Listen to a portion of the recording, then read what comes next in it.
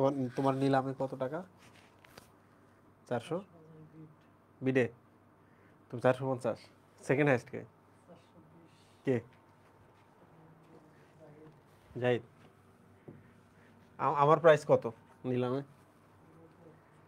ওকে pre student, আমরা আছি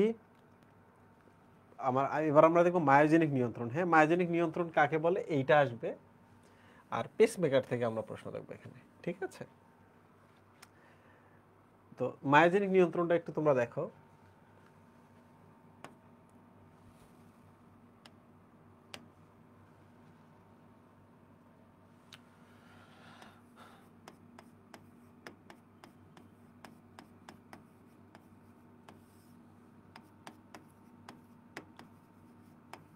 myogenic নিয়ন্ত্রণ, আর একটা হচ্ছে নিউরোজেনিক নিয়ন্ত্রণ।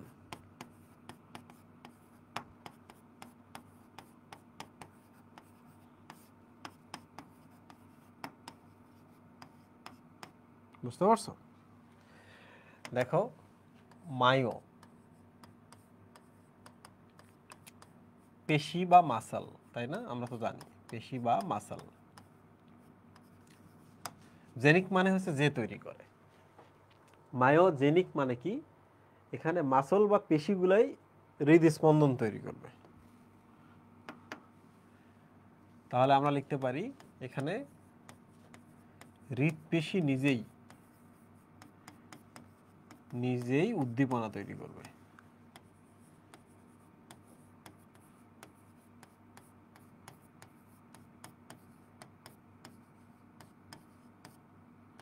উদ্দীপনা তৈরি করে, ঠিক আছে?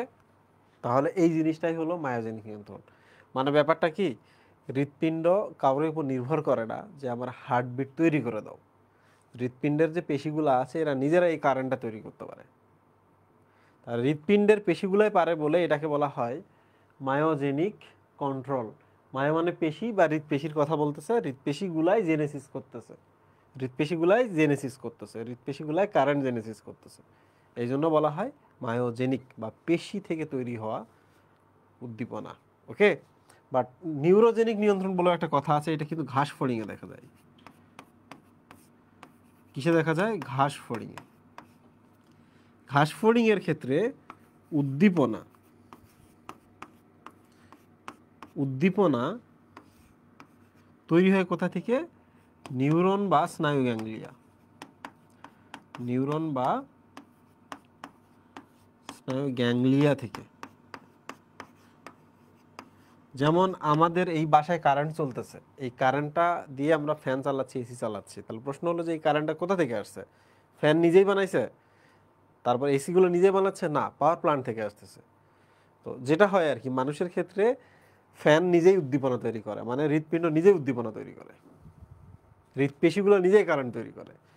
বাট ঘাস ফড়িংয়ের ক্ষেত্রে হৃৎপিণ্ড তো 7 প্রকোষ্ঠ বিশিষ্ট। ধরা যাক আমার হার্টটা একটা হৃৎপিণ্ড, ওদের হৃদযন্ত্র আর কি। তো এর উপরে এই যে এখানে স্নায়ু, এখানে স্নায়ু স্নায়ু স্নায়ু আছে, এখান থেকে কারেন্টটা এখানে আসে, বুঝছো? এই এলাকা থেকে কারেন্টটা এখানে আসে, তখন হৃৎপিণ্ডটা কাজ করে। ঘাস ফড়িংয়ের ক্ষেত্রে। মানুষের ক্ষেত্রে কি, ও নিজেই উদ্দীপনা তৈরি করে, নিজেই নিজেকে নিয়ন্ত্রণ করে, ঠিক আছে? দ্যাট ইজ কল্ড মায়োজেনিক নিয়ন্ত্রণ।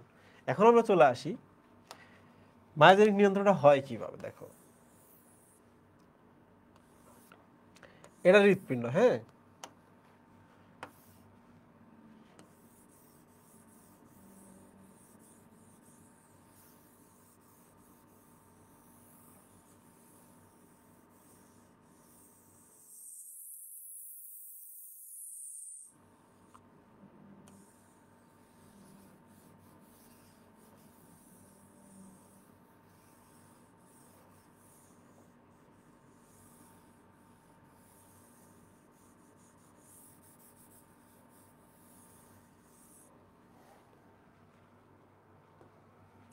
দেখো একটা জিনিস মনে করবা, হৃৎপিণ্ডে পুরোটাই পেশি নির্মিত, ঠিক আছে? তারপরেও এই যে এখানে ভেনা ক্যাপাগুলো উন্মুক্ত হয়, কি আসে এখানে? এখানে ভেনা ক্যাপাগুলো আসে, মানে রক্ত নিয়ে ভেনা ক্যাপাটাগুলো এই যে এই জায়গায় এসে উন্মুক্ত হচ্ছে। তাহলে এই যে এই জায়গায়, বুঝছো, এই যে এই জায়গা থেকে অ্যাকচুয়ালি কারেন্টটা উৎপন্ন হয়। এখান থেকে কারেন্ট উৎপন্ন হয়, দেন কারেন্টটা যায় এই জায়গায়,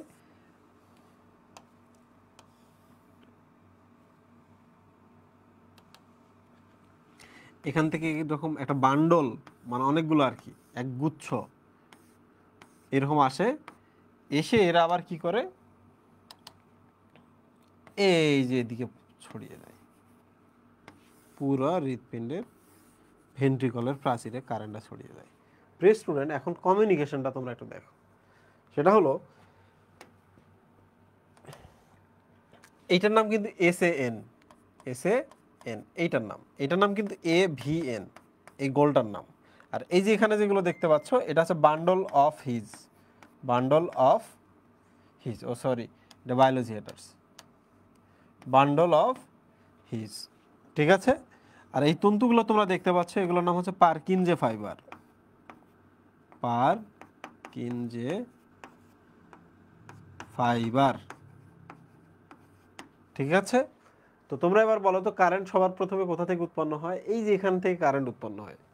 তাহলে আমি যদি এখন প্রশ্ন করি, তোমরা উত্তর দিতে পারো কিনা দেখো। কোথা থেকে কারেন্ট উৎপন্ন হয় হৃৎপিণ্ডের? বলবা এসএএন থেকে। যেহেতু এখান থেকে কারেন্ট, এখান থেকে সব উৎপন্ন হচ্ছে, এই জন্য এই এসএএন, যার আর এক নাম হলো সাইনো অ্যাট্রিয়াল, এনতে হচ্ছে নোড, ঠিক আছে, সাইনো অ্যাট্রিয়াল নোড।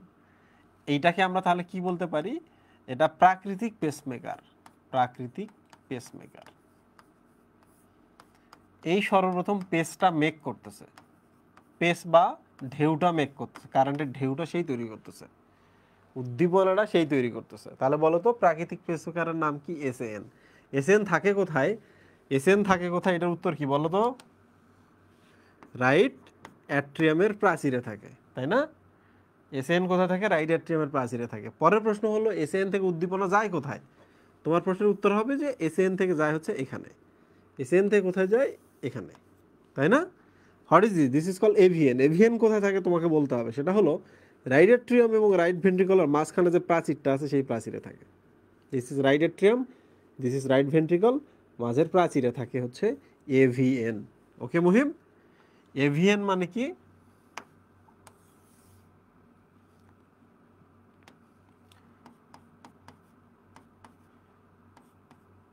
এট্রিয়ামের এবং ভেন্ট্রিকুলার মাঝখানে থাকে, এই জন্য বলা হয় এট্রিও ভেন্ট্রিকুলার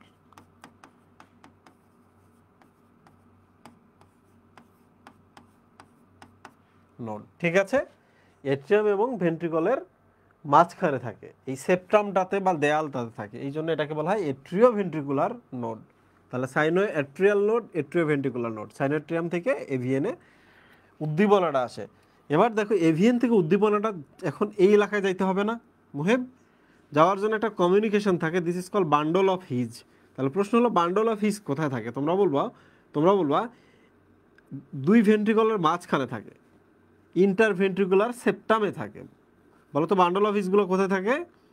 ভেন্ট্রিকল এবং ভেন্ট্রিকলের, রাইট ভেন্ট্রিকল এবং লেফট ভেন্ট্রিকলের মাঝখানে যে সেপ্টাম বা দেয়ালটা, এখানে থাকে। তাহলে আমরা বলবো ইন্টারভেন্ট্রিকুলার সেপ্টাম।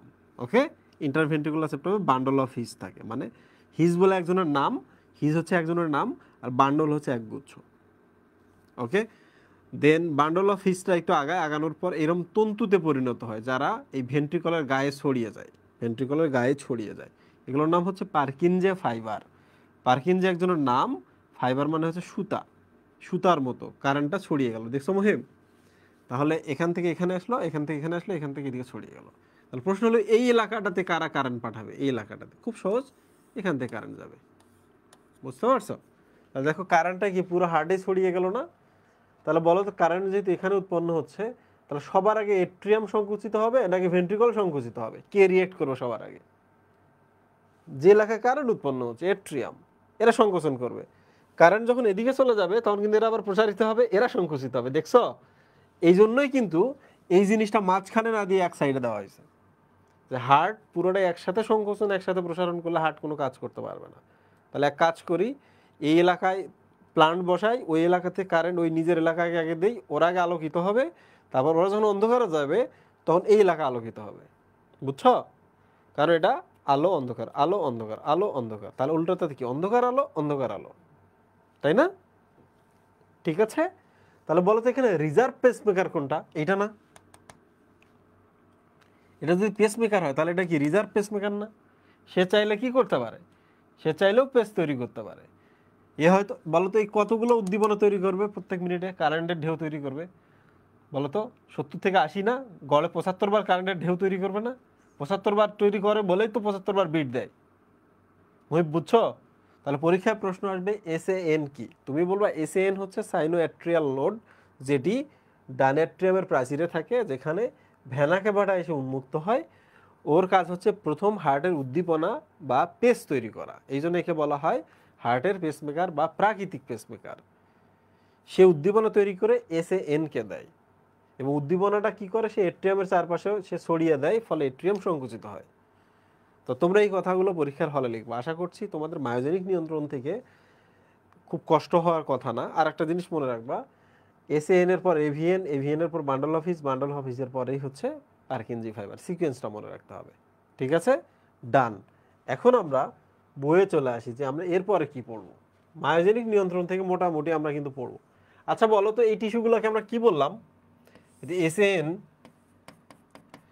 তারপর এভিএন, তারপর বান্ডল অফ হিজ, তারপর হচ্ছে পারকিনজি ফাইবার। তোমরা আমাকে বলো তো এদের সাথে কি জাংশন আছে না যুক্ত আছে না একজন আরেকজনের সাথে? পরস্পরের সাথে যুক্ত কিনা? তাহলে এসএএন, এভিএন, বিএইচ এবং পিএফ কি আসলে? এরা আসলে হচ্ছে হৃৎপেশি। এগুলো সবাই কি? এগুলো হচ্ছে স্পেশাল হৃৎপেশি। স্পেশাল হৃৎপেশি। এগুলোর আরেক নাম হলো জাংশনাল টিস্যু বা সংযোগী টিস্যু। জাংশনাল টিস্যু, কারণ এরা পরস্পরের সাথে কানেক্টেড থাকে। এরাই জাংশনাল টিস্যু, এরাই স্পেশাল হৃৎপেশি, এরাই বৈদ্যুতিক উদ্দীপনা তৈরি করছে, এরাই ছড়িয়ে দিচ্ছে। ঠিক আছে, এরাই মায়োজেনিক নিয়ন্ত্রণটা করতেছে। মায়োজেনিক নিয়ন্ত্রণ থেকে আর আমি পড়াবো না। এই যে দেখো, SN, AVN, bundle of His, তারপর পারকিনজি ফাইবার।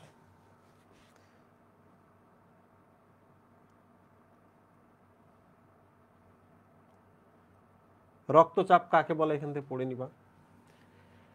রক্ত প্রবাহিত হওয়ার সময় প্রাচীর গাত্রে যে পার্শ্বচাপ প্রয়োগ করে। ওকে,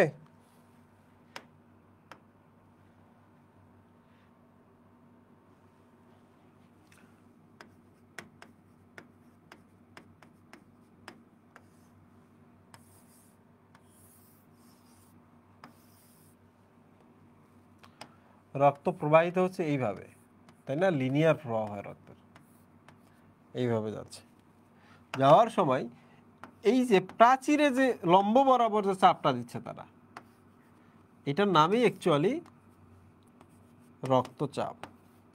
তোমরা আমাকে বলো তো, এখন যদি আমরা হাতের উপরে যদি এরকম করে কিছু রেখে আমরা যদি তারা চাপ দেই, তারা আমাদের কেমন চাপ দেয়, এটা তুলনা করে কি আমরা চাপটা বাইর করতে পারবো না? পারবো কি না?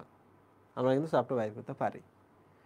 ওরা লম্ব বরাবর চাপ দেয় বলেই কিন্তু আমরা উপরে কিন্তু এটা দিতে পারি, চাপটা ফিল করতে পারি। বুঝছো?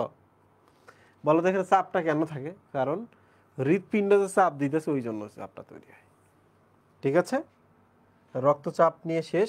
তোমরা যেটা করবা, স্বাভাবিক রক্তচাপ তোমরা এটা পড়ে নিবা। স্বাভাবিক রক্তচাপ, এখানে একটা ভুল হয় সবারই, আমি একটু বলে রাখি। স্বাভাবিক রক্তচাপ যেটা করবা, ধরা যাক 120, 80, তারপরে এককটা লিখতে হয় মিলিমিটার মার্কারি। তাহলে এই জিনিসগুলো একটু খেয়াল করবা যে এখানে অবলিক দিতে হয়, অবলিক।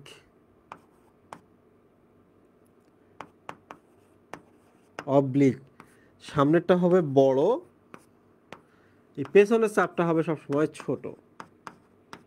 বড় যেটা সেটার নাম হচ্ছে সিস্টোলিক চাপ। সিস্টোলিক চাপ মানে যখন সংকোচন তখন তো বেশি চাপ হবে না। তুমি হার্ট যখন সংকোচন করে তখন কি রক্তনালীতে চাপ বেশি হবে না? হবে কি না? এই দেয়ালগুলো যদি আমি সংকোচন করি, দৌড়ে সবাই তো বাইর হওয়া শুরু করবে, বের হয়ে দেয়ালগুলোতে ধাক্কা টাক্কা দিবে। সো দিস ইজ সংকোচন বা সিস্টোলিক চাপ। এই ছোট যেটা, দিস ইজ কল্ড ডায়াস্টোলিক চাপ। ডায়াস্টোলিক চাপটা কিন্তু ছোট হয়, হার্ট তখন ডায়াস্টল অবস্থায় থাকে। ওকে, তাহলে এই জিনিসটা মনে রাখতে হবে যে বড়টা আগে লিখবো, ছোটটা পরে লিখবো, মাঝখানে অবলিক দিব। পরীক্ষায় যদি এইভাবে আসে 120 80 মিলিমিটার মার্কারি, এটা কিন্তু ভুল। ওকে, যদি এইভাবে আসে 80 আগে দেয় পরে 120 দেয়, মিলিমিটার মার্কারি যদি দেয়, এটাও কিন্তু ভুল। যদি এইভাবে আসে 120 আগে দিল পরে 80 দিল,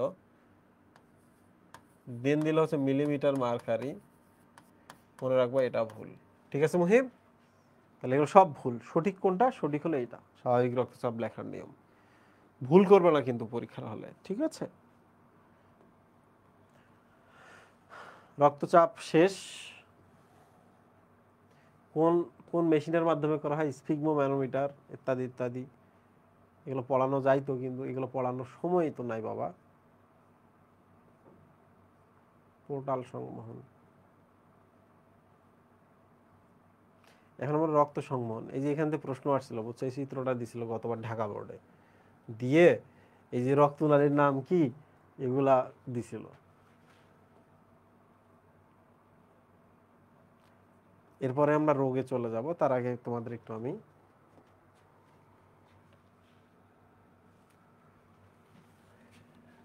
সংবহন সিস্টেমটা দেখাই, এটা পরীক্ষায় আসে। সংবহন, কয়েক ধরনের সংবহন আছে, আমি একটু বলি তোমাকে। This is heart. দেখো,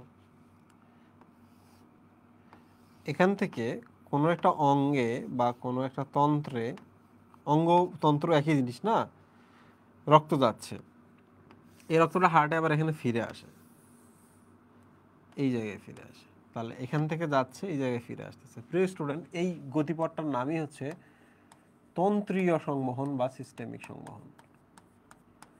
তন্ত্রীয় সংবহন বা সিস্টেমিক সংবহন। ঠিক আছে, বলো তো কোথা থেকে কোথা? লেফট অ্যাট্রিয়াম, তারপর কি অ্যাওরটা, তারপর কি বিভিন্ন অঙ্গ তন্ত্র, তারপর এই যে এটার নাম হচ্ছে ভেনা ক্যাভা, মহাশিরা,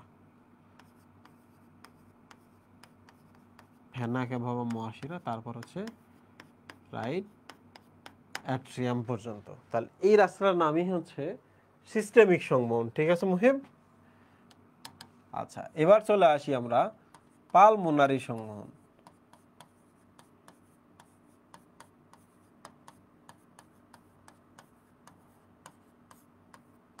কিসে আসবো আমরা? পালমোনারি সংবহন।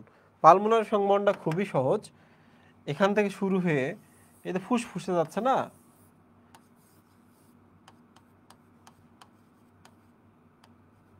পালমোনাস মানে হচ্ছে ফুসফুস, আবার ফুসফুস থেকে রক্তটা এই যে এখানে আসছে এই জায়গায়। তাহলে বলো তো, তুমি শুধু শহরটা মাঝখানে রাখবা, যেমন ঢাকা শহর, ঢাকা থেকে চট্টগ্রামে যে রোডটা গেছে, ঢাকা থেকে রংপুরে যে রোডটা গেছে, চট্টগ্রামের মানুষ কি বলে? এটা ঢাকার রোড বলে না? রংপুরের মানুষ কি বলে? এটা ঢাকার রোড। তাহলে ঢাকার দুই পাশে যে রোড, এটা ঢাকার রোড, এটা মাথায় রাখতে হবে। তাহলে বলো তো, কোন একটা তন্ত্র বা কোন একটা অঙ্গের যদি আমরা চিন্তা করি যে তন্ত্রীয় সংবহন কি, তাহলে এই রোড এবং এই রোড একসাথে অ্যাড করে দিতে হবে না? যদি কোনো বলো পালমোনারি সংবহন বা ফুসফুসীয় সংবহন কোনটা, তখন তোমাকে কি এই কাজটা করতে হবে না, যে ফুসফুসের এই পাশের রাস্তা এবং এই পাশের রাস্তাও তারই, তাই না? আর হৃৎপিণ্ডের কোথা থেকে শুরু হয় কোথা শেষ হয় এটা লিখতে হবে।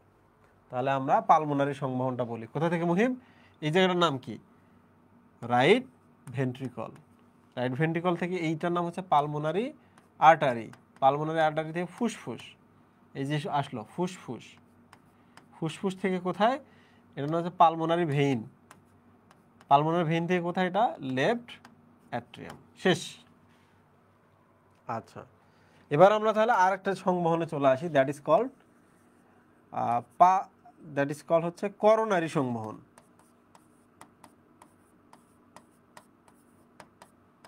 করোনারি সংবহন, এই যে করোনারি শব্দের অর্থ হলো হৃৎপিণ্ড। হ্যাঁ, করোনারি শব্দের অর্থ কি? হৃৎপিণ্ড। তার মানে হৃৎপিণ্ড যখন নিজে রক্ত খায় সেই সংবহনটা। এই যে দেখো, হৃৎপিণ্ডে রক্ত যাচ্ছে, হৃৎপিণ্ড থেকে রক্ত আবার এই যে এখানে ফিরে আসতেছে, তাই না? এখানে ফিরে আসতেছে না? তাহলে এখান থেকে শুরু করে এই পর্যন্ত এটা হচ্ছে হৃৎপিণ্ডীয় সংবহন। বইয়ের মধ্যে দেওয়া আছে যে কোথা থেকে কোথায়, এটা তোমরা একটু দেখে নিও। এবং লাস্ট যেটা সেটা হলো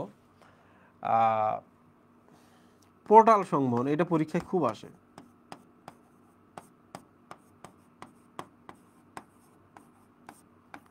পোর্টাল সংবহন। প্রিয় স্টুডেন্ট, একটা জিনিস দেখো তো, ভালো করে দেখো। এই যে এখান থেকে শুরু হয়েছে রক্তনালী, এই পর্যন্ত এসে এখানে এসে কি কৌশিক জালিকায় ভাগ হয়েছে না মুহিম? কৌশিক জালিকাগুলো আবার একসাথে হয়ে এই পাশে হার্টে ফিরে আসলো না? তাহলে কৌশিক জালিকা কয়বার হয়েছে? একবার। আবার দেখো, এখান থেকে রক্তনালীটা ফুসফুসে আসলো, এখানে এসে কি কৌশিক জালিকাতে ভাগ হয়েছে না? কৌশিক জালিকার হার্টে আসছে না? এবার কৌশিক জালিকা কয়বার হয়েছে? একবার। তাহলে ইউজুয়ালি যে কোনো শিরা বা ধমনী বা সংবহনের ক্ষেত্রে কৌশিক জালিকা কিন্তু একবার উৎপন্ন হয়। বাট মনে রাখবা যে দিস ইজ হার্ট, ধরা যাক দিস ইজ হার্ট, হার্ট থেকে এটা চলে গেল কোথায়? যকৃতে। কোথায় চলে গেল মহিম? যকৃত। একটু চিন্তা করো, এখানে এসে দেখো এই যে কৌশিক জালিকা হয়েছে, হয়ে এই যকৃতের, সরি,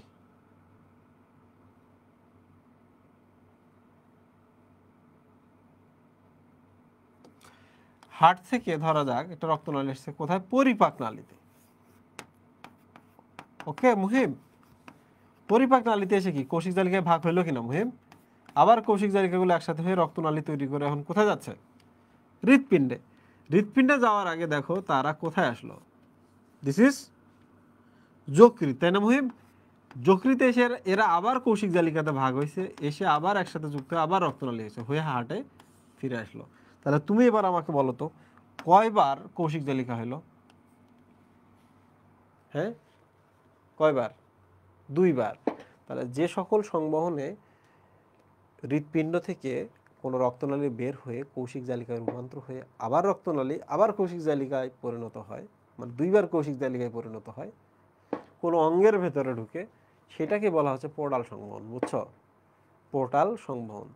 তাহলে আমরা বলতে পারি যে কৌশিক জালিকা থেকে উৎপন্ন, এভাবে বলতে পারি, কৌশিক জালিকা থেকে উৎপন্ন রক্তনালী যদি হৃৎপিণ্ডে আসার পূর্বে অন্য কোনো অঙ্গে প্রবেশ করে আবার কৌশিক জালিকায় রূপান্তর হয়। আবার দেখো, কৌশিক জালিকা থেকে আসা কোনো রক্তনালী হৃৎপিণ্ডের দিকে গমনের সময় কোনো অঙ্গের ভেতরে প্রবেশ করে আবার কৌশিক জালিকায় রূপান্তর হয়, তারই নামই হচ্ছে পোর্টাল সংবহন। বলতো পোর্টাল সংবহনের সামনে যদি আমি হেপাটিক পোর্টাল সংবহন দেই, তাহলে কি বুঝলাম আমরা? যে দ্বিতীয়বার যে কৌশিক জালিকাটা সেটা যকৃতে হয়েছে। যদি আমরা বলি রেনাল পোর্টাল সংবহন, রেনাল পোর্টাল সংবহন, তাহলে বলতো দ্বিতীয়বার কৌশিক জালিকা কোথায় উৎপন্ন হয়েছে? বৃক্ক, তাই না? এই যে বুঝতে পারতেছো তোমরা, সহজ না? তাহলে পোর্টাল সংবহন দুই ধরনের, একটা হলো রেনাল পোর্টাল, একটা হচ্ছে হেপাটিক পোর্টাল। এইটা কিন্তু মানুষের আছে, হ্যাঁ, এটা কিন্তু নাই। এটা কার আছে বলতো? এইটা রুই মাছের আছে, তাই না? রুই মাছের কিন্তু দুইটাই আছে, আমাদের শুধু হেপাটিকটা আছে। রুই মাছের দুইটাই আছে, আমাদের শুধু হেপাটিকটা আছে। গরম পানি নাই মহিম?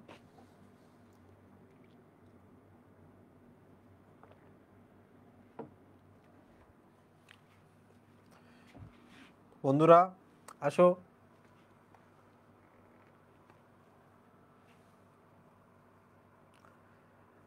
হৃৎপিণ্ডের রোগ নিয়ে এখন আমরা পড়বো। হ্যাঁ, তার আগে এখন আমরা ডাক্তার হয়ে যাব। হ্যাঁ, এখন আমরা ডাক্তার হয়ে যাব। তার আগে আমরা একটু ধ্যান করি। ডাক্তার হইতে গেলে একটু ধ্যান ট্যান করতে হয়। মুহিব ভালো চেয়ার দাও, এটা দাও। ক্লাস নেই আর তুমি আরাম করে বসে থাকো। বন্ধুরা আসো, গল্প করি।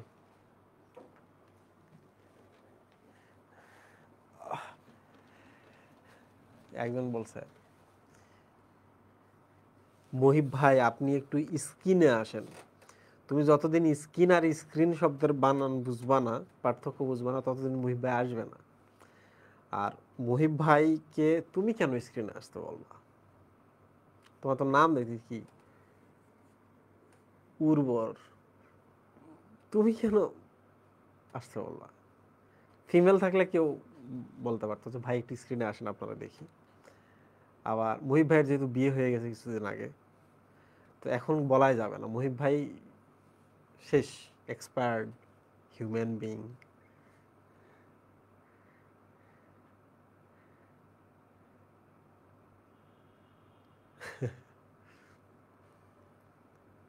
ভাই 1 GB ইন্টারনেট কেনার টাকা দেন, গল্প করি। শফিউল ইসলাম রুবেল, সাইফুল ইসলাম রুবেল, তোমার কেন আমি 1 GB ইন্টারনেট কেনার টাকা দেবো, এটা তুমি আমার কাছে কেন চাচ্ছ? 2 নম্বর হচ্ছে যে গল্প করলে তোমার 1 GB নষ্ট হবে, এটাই কি আমি তোমাকে কেন ক্ষতিপূরণ দেবো? আমি ক্লাসের মধ্যে শুধু গল্প করি। আর যারা ক্লাস করতেছে, হ্যাঁ সবাই মানুষ, আমি মানুষ, কন্টিনিউয়াস পড়াইলে আমি তোমার পড়াইতে পারি, তোমার মাথার ভেতর দিয়ে পুরা 3rd ওয়ার্ল্ড ওয়ার আমি নিয়ে যেতে পারি। কিন্তু আমি তো জানি তুমি ফাইনাল রিভিশন দিতেছো, তুমি পড়ালেখা করে আসো, এডমিশনে আসো, তারপর দেখো জ্ঞানের আমরা বন্যা বইয়ে দেবো। এডমিশনে আসো, এইচএসসি পরীক্ষাটা দাও। স্যার পোর্টাল সংবহন, পোর্টাল সার্কুলেশন 3 নম্বর ব্লাড সার্কুলেশন হবে না? আমি কয় নম্বর সার্কুলেশন দিছি? আরে 3 নম্বর 4 নম্বর কোনো ইস্যু না, ইস্যু হচ্ছে যে পোর্টাল সংবহন কি, এটা পরীক্ষায় আসবে।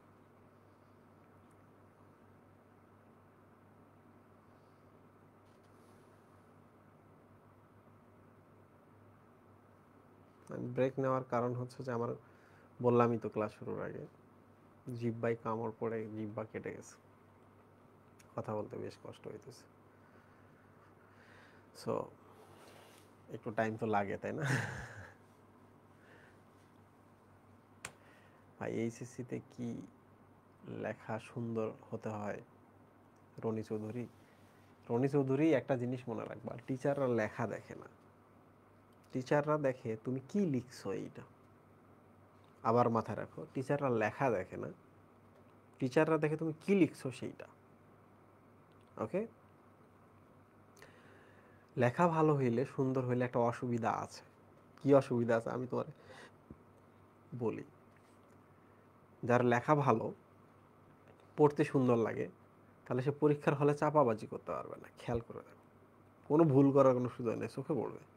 তাদের লেখা একটু খারাপ আমার মতো, তাদের একটাই সুবিধা যে কি লিখলাম না লিখলাম টিচার মোটামুটি পার হয়ে গেল, তাই না? আপনার মতো এমন হার্ড আঁকলে হবে রাজিন? আমি জানি না আমার মতো এমন হার্ড আঁকলে হবে কিনা, কারণ টিচাররা তো এগুলো নিতে চায় না। আমার দেখা অনেক টিচার আছে যারা নিজেরাই হার্টের ছবি অ্যাড করতে পারে না, কিন্তু চায় যে স্টুডেন্টরা হার্টের ছবি অ্যাড করুক। আসো তোমাদের একটু রোগ শিখাই। এই বলো তো, ফুসফুসের আবরণের নাম কি মুহিব? প্লুরা না? ঠিক কিনা মুহিব? তা বলো তো, তাহলে ফুসফুসের সেই আবরণটাতে, মানে আমি একটু সহজ করে বলি, আমার দেহের আবরণের নাম হচ্ছে টি শার্ট, ফুসফুসের আবরণের নাম হচ্ছে প্লুরা। তো আমার টি শার্টে যদি জীবাণু আসে, আমার টি শার্টে যদি রোগ হয়, কষ্ট প্রদাহ হয়, তাহলে আলটিমেটলি কি আমার পুরো শরীরেই তো এই কষ্টটা পাবে, পাবে কিনা? তো এই জিনিসটা মনে রাখো যে ফুসফুসের, ফুসফুসে বুকে থাকে না মহিম? আচ্ছা, এই রোগগুলো আমরা কেন পড়তেছি সেটা আগে বলি। আমাদের হৃৎপিণ্ড যেখানে থাকে সেখানেই ফুসফুস থাকে।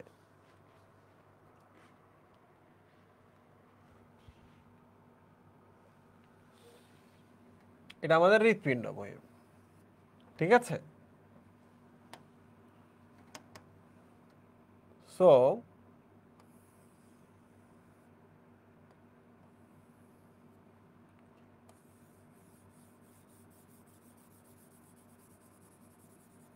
সো এটা আমাদের একটা ফুসফুস,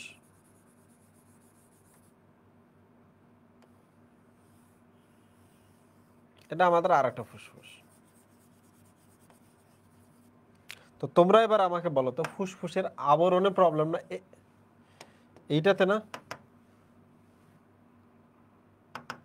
এই যে এইটাতে প্রবলেম না, এটাতে প্রবলেম কিনা? This is call pleura. So প্রদাহটা প্লিউরাতে হচ্ছে। তো এবার আমাকে বলো তো, আমি যদি এখন ব্যথা পাই, মাথায় পাবো, পেটে পাবো, নাকি বুকে পাবো? বুকে পাবো। তো অনেকে ভাববে না যে এটা মানে হার্টের ব্যথা? আর হার্টের চারপাশে যেগুলো আছে তাদের যদি কোনো রোগ হয়, আমরা ব্যথা পাই, আমরা হার্টের ব্যথা ভেবে ভুল করি, তাই না? কেউ যদি তোমাকে এসে বলে ভাইয়া আমার, সরি ভাইয়া না, আপনার জন্য আমার বুকে ব্যথা হয়, কি হয় মহিম, আপনার জন্য আমার বুকে ব্যথা হয়, কি করবা? এখনই ডাক্তারের কাছে যাও, তোমার প্লুরোসি হতে পারে, তোমার প্লুরাই প্রদাহ হতে পারে, তাই না? ঠিক কি না? সো সাবধান, কেউ যদি আইসেই বলে বুকে ব্যথা, সাথে সাথে পইটা যাইও না, ওর রোগ আছে, কয়েকদিন পরে মারা যাবে। হে যদি তোমার বাচ্চার বাপ হয়, তোমার বাচ্চা বাপদের দেখা পাবে না। তো এই ধরনের সিচুয়েশনগুলোতে একটু কশাসলি ডিল করতে হবে, গ্যাম্বিট হইতে হবে, রাইট? স্ট্র্যাটেজিক মুভ দিতে হবে। এবার চলে আসি নিউমোনিয়া। ওকে, নিউমোনিয়া, এবার চলে আসি নিউমোনিয়া। এই যে দেখছো, এটার নাম কি? ফুসফুস, তাই না? মূল ফুসফুসটা এটা, এইটা ফুসফুস না মুহিব? তাহলে ফুসফুসে যদি প্রদাহ হয়, দেখো ফুসফুস মানে কি? বাতাস না? বাতাস বা এয়ার বা নিউমো মানে বাতাস কি না? নিউমো, নিউমো মানে বাতাস না? তাহলে ফুসফুস মানে কি? নিউমো বা বাতাস। তাহলে বলো তো, ফুসফুসে প্রদাহ হলে আমরা এটাকে কি বলতে পারি? নিউমোতে প্রবলেম হয়েছে, নিউমোনিয়া, ঠিক কি না? তাহলে এবার বলো আমাকে, এইটাতে যেহেতু প্রদাহ হয়েছে, বুকে ব্যথা হবে, এইটাতে যেহেতু জীবাণু চলে আসছে, তাহলে জ্বর হবে। কারণ কেউ যদি তোমার সামনে এসে বলে দেখো তোমার সামনে দাঁড়ালে আমার আই ফিল হিট এবং আমার বুকে ব্যথা হয়, এবার তো আরো বেশি আসছে, জ্বর সব আসছে না? তোমরা আবার বলো আমাকে, মুগ্ধ হবা নাকি বলো তোমার নিউমোনিয়া হতে পারে, ডাক্তারের কাছে যাও। সাবধান, অনেকে কিন্তু অনেক কথা বলবে এই জীবনে, এই ছোট জীবনে এই আকামগুলো করা যাবে না, ভুল করা যাবে না, তাই না মুহেব? আচ্ছা, এবার চলে আসি আমরা পালমোনারি এম্বোলিজম। ঠিক আছে, পালমোনারি এম্বোলিজম, এটা কিন্তু লাইফ থ্রেটেনিং। পালমোনারি এম্বোলিজমে মানুষ মারা যায় এবং অল্পক্ষণের মধ্যে মারা যায়। সো হিয়ার ইজ ফুসফুস। ঠিক আছে মুহিম? তো আমাদের শরীরের যে শিরাগুলো আছে এবং নিচের দিকে, শরীরের পায়ের দিকের যে শিরা, এই শিরায় যদি কোনো রক্ত এরকম জমাট বাঁধে, এই যে দেখছো রক্তটা জমাট বাঁধছে, ও প্রথমে কোথায় আসবে? হার্টে আসবে না? বলো তো, হার্টে আসবে না? এই আলটিমেটলি হার্টে আসবে কিনা মহিম? হার্ট থেকে ধীরে ধীরে ধীরে ধীরে ফুসফুসের যে সরু সরু নালীগুলো এসেই যে দেখো এখানে আসে, দেখছো? ছিল এখানে, আসছে এই জায়গায়। তোমরা এবার আমাকে বলো, ফুসফুসের এই সরু সরু রক্তনালীগুলো যদি কোনো রক্তের পিণ্ড দ্বারা বা অ্যাম্বুলাস দ্বারা, এটার নাম কি বলো তো? অ্যাম্বুলাস, এটা একটা পিণ্ড, হ্যাঁ, রক্তপিণ্ড। বলো, পায়ের দিকের ভেইনগুলাতে যদি কখনো এমন হয় রক্ত জমাট বেঁধে গেছে, এটা হার্টে আসবে, হার্ট আবার ফুসফুসে পাঠিয়ে দিবে। ফুসফুসে গিয়ে যদি কোনো রাস্তাকে ব্লক করে দেয়, তাহলে এই দিকের রাস্তাগুলো কি, তখন ফুসফুসের এই দিকের রাস্তাগুলো বা এই জায়গাগুলোতে তখন পচন সৃষ্টি হবে বা ইনফার্কশন সৃষ্টি হবে। বুঝতে পারছো? এটা ভিন্ন জিনিস। ক্ষতি হওয়া শুরু হবে, প্রচণ্ড ব্যথা হবে, শ্বাসকষ্ট হবে এবং এই সময় হসপিটালাইজড করতে হবে। তোমরা এবার আমাকে বলো তো, কেউ এসে বলতেছে তোমার জন্য, কিংবা তোমার বাবা হুট করে বলেছে আনোয়ার হোসেনের মতো, তোর জন্য আজকে আমার এই অবস্থা, চান্স পাইলে না, এটা করতে পারলি না, এটা করতে পারলি না, বা তুই এটা করলি বলে আমার আজকে বুকে ব্যথা।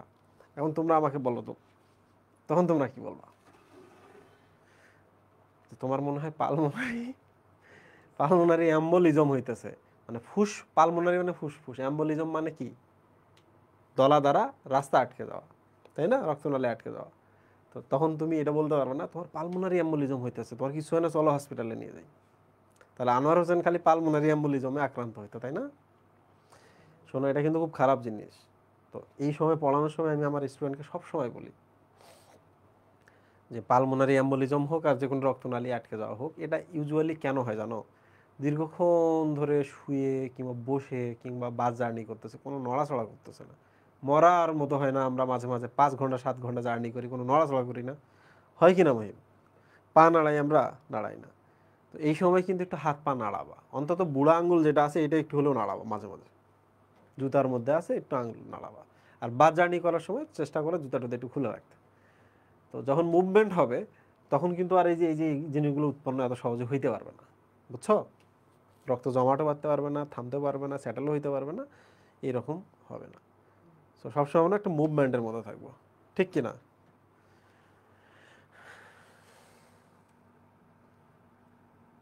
একটা জিনিস আমরা আজকে শিখলাম যে বুকে ব্যথা হওয়া মানে যে আমার জন্য হচ্ছে তোমার, তা না, তোমার অন্য কারণেও হতে পারে।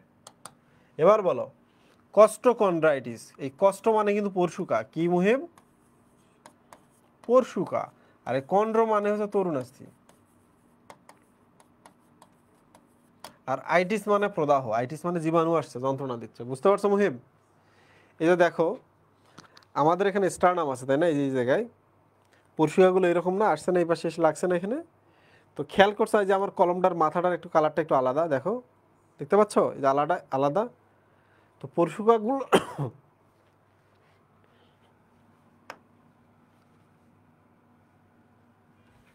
সো এটা স্টারনাম, হ্যাঁ। তো পরশুকাগুলো যখন আসে, পরশুকাগুলো হাড্ডি,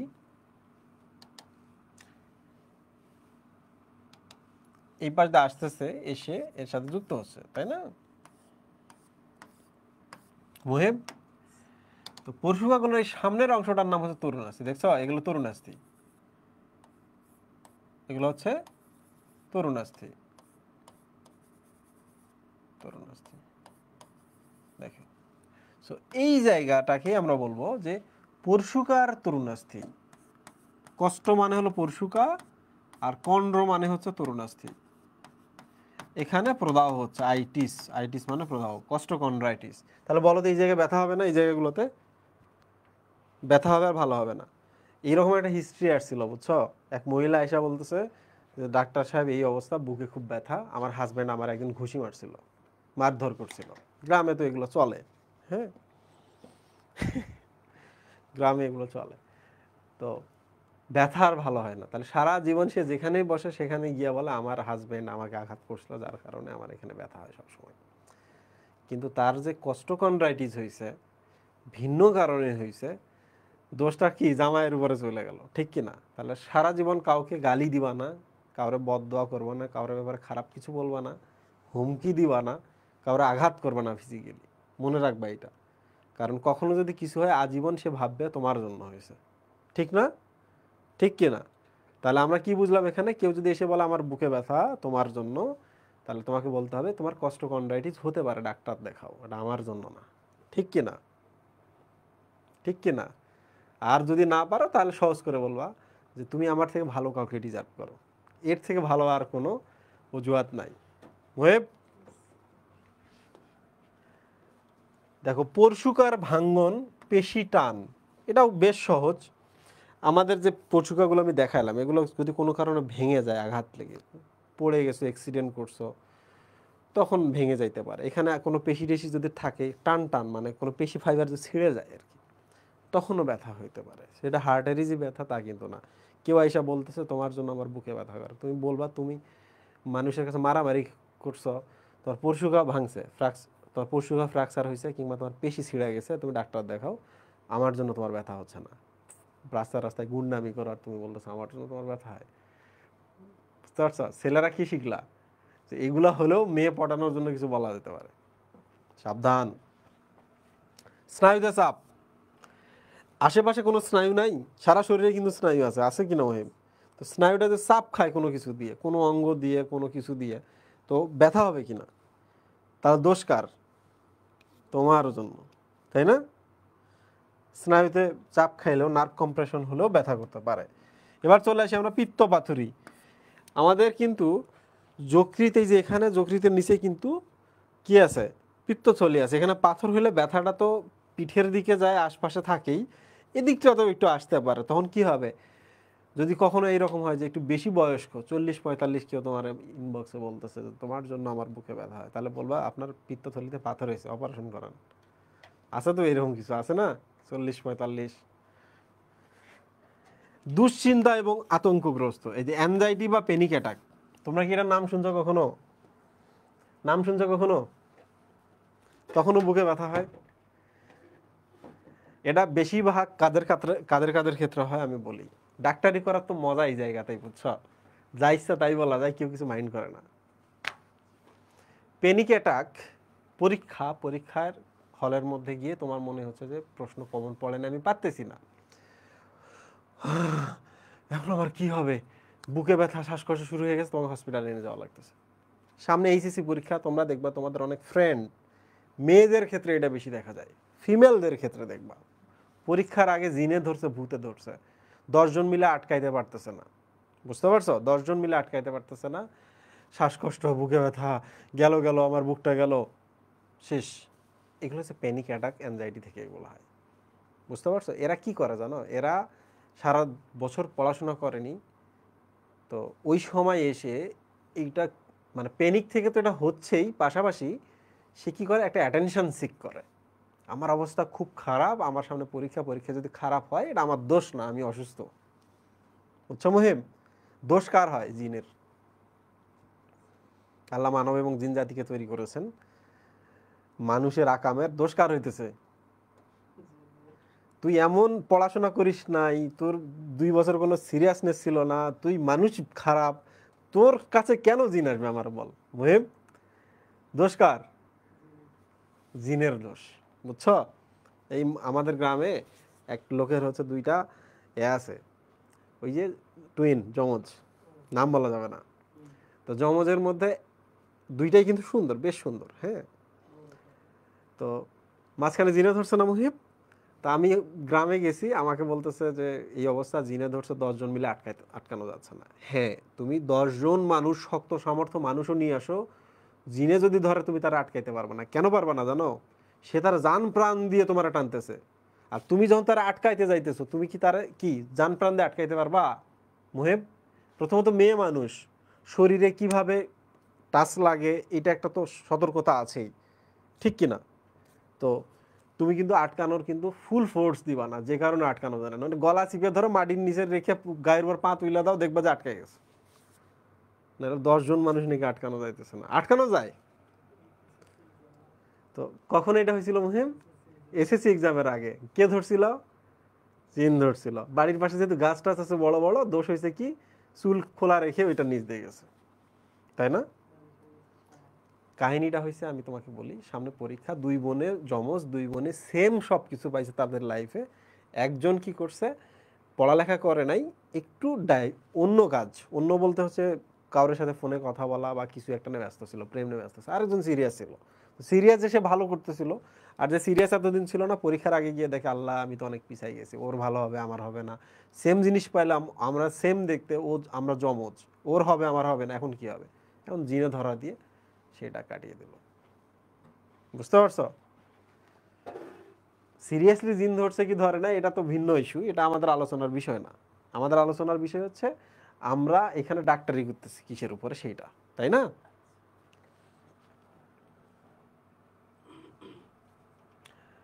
তো তোমরা আমাকে বলো তো, এই যে এতক্ষণ ধরে যা দেখলে, একটাও কি হৃৎপিণ্ডের প্রবলেম? একটাও হৃৎপিণ্ডের প্রবলেম না। তাহলে বুকে ব্যথার হৃৎপিণ্ড জনিত ছাড়া অন্যান্য কারণগুলো আমরা দেখলাম। এবার আমরা চলে আসি কার্ডিওভাস্কুলার বা হৃদরোগটাতে আর কি। কার্ডিওভাস্কুলার, কার্ডিও মানে কি, ভাস্কুলার মানে কি, রক্তনালী। তাহলে হৃৎপিণ্ডের যে রোগগুলো হয়, আইদার হৃৎপিণ্ডের পেশিতে হয়, নাহলে হৃৎপিণ্ডের রক্তনালীতে হয়। বুঝছো মহিম? এগুলোই হচ্ছে সিভিএস বা সিভিডি, কার্ডিওভাস্কুলার ডিজিজ। বুঝতে পারছো? কার্ডিওভাস্কুলার ডিজিজকে আরেক নামে বলা হয় হার্ট ডিজিজ। যেমন আমাদের হৃৎপিণ্ডের রক্তনালীতে হলে, দেখো করোনারি ধমনী রোগ, ধমনী দিয়েই বলছে যে এটা হৃৎপিণ্ডের রক্তনালীতে এই প্রবলেমটা হয়। কার্ডিওমেগালি মানে হৃৎপিণ্ডটা তখন বড় হয়ে যায়, ঠিক বুঝছো মহিব? ভালভুলার হার্ট ডিজিজ, এখানে ভালভে সমস্যা, কপাটিকাতে সমস্যা। তোমরা কি বুঝো না ব্যাপারটা? বুঝছো? তো এবার চলে একটু এদিকে আসি। কনজেনিটাল হার্ট ডিজিজ মানে জন্মসূত্রে হার্টের ভালভ ঠিক নাই, হার্টে ছিদ্র, তাদের ক্ষেত্রে এটা বলবো আমরা কনজেনিটাল হার্ট ডিজিজ, মানে জন্মসূত্রে হার্টের সমস্যা। পেরিকার্ডাইটিস, হার্টের চারপাশে যে আবরণ রয়েছে তার নাম পেরিকার্ডিয়াম, পেরিকার্ডিয়ামের প্রদাহ হলে পেরিকার্ডাইটিস বলে। কার্ডিওমায়োপ্যাথি, মায়ো মানে পেশি না, তাহলে হৃৎপেশিতে যদি রোগ হয়, এটা হৃৎপেশির সমস্যা। এই যে দেখো হৃৎপেশির সমস্যা। রিউমেটিক হৃদরোগ, বুঝতে পারছো? রিউমেটিক হৃদরোগটা কিভাবে হয় জানো? ব্যাকটেরিয়া তোমার শরীরে আসে, তোমার শরীরে হচ্ছে প্রথমে রিউমেটিক জ্বর তৈরি করে, মানে জ্বর তৈরি করে, তারপর তোমার হৃৎপিণ্ডের কপাটিকা এবং হৃৎপেশিতে গিয়ে প্রবলেম তৈরি করে ব্যাকটেরিয়া থেকে। দেখছো, স্কিন ডিজিজ থেকে তোমার হার্ট ডিজিজ হয়ে গেল, স্কিন ডিজিজ থেকে কী হয়ে গেল? Heart disease.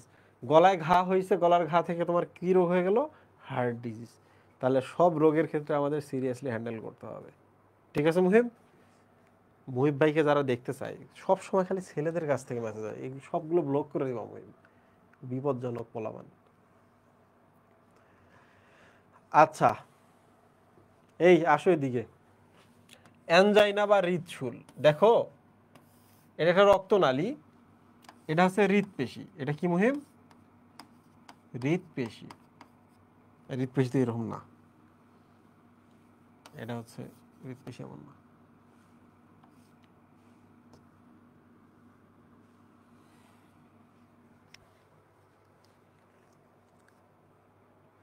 আমি অন্য জায়গায় দেখি।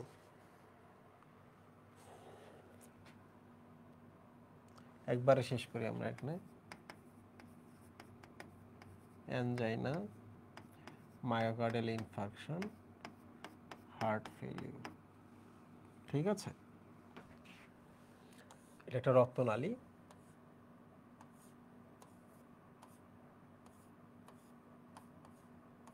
এটা হচ্ছে হৃদপেশি, তাই না মুহিব? দেখো ভালো করে দেখো, এটা রক্তনালী। এইটাতে ধরা যাক এত পার্সেন্ট বন্ধ হয়ে গেছে কোনো কারণে, আর এটাতে ধরা যাক পুরোটাই বন্ধ হয়েছে। তোমরা আমাকে বলো তো, রক্ত কি এই দিক থেকে হৃদপেশিতে আসতে পারবে?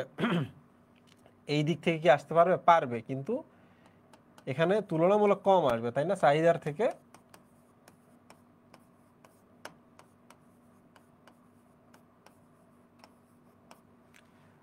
থেকে কি হবে মুহিব? কম আসবে রক্ত, তাই না? তাহলে আবার দেখো প্রিয় স্টুডেন্ট, এই জিনিসটা বোঝার চেষ্টা করো। হৃদপেশিতে সার্বক্ষণিক আমাদের রক্ত লাগে, পুষ্টি লাগে এবং অক্সিজেন লাগে, তাই না? অন্য অন্য অংশের থেকে একটু বেশি লাগে। তো তোমরা এবার আমাকে বলো তো, রক্তনালী যদি এরকম আংশিক ব্লক হয় এবং ফুল ব্লক হয়, তাহলে কোনটা দিয়ে রক্ত মানে চাহিদার থেকে কম আসবে এবং কোনটা দিয়ে রক্ত একদমই আসা বন্ধ হয়ে যাবে হঠাৎ করে?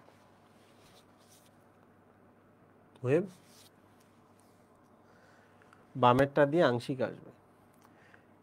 হৃৎপিণ্ড সবসময় এত বেশি সংকোচন প্রসারণ করে যে কারণে ওর কিন্তু সার্বক্ষণিক রক্ত লাগে। তো যদি আংশিক আসে তখনও কি এই জায়গায় কি হবে বলতো? এই জায়গায় কি অক্সিজেন ঘাটতি দেখা দেবে না? ডিক্রিজ হয়ে যাবে না? আর এখানে তো অক্সিজেন শূন্যতা দেখা দেবে, ঠিক কিনা?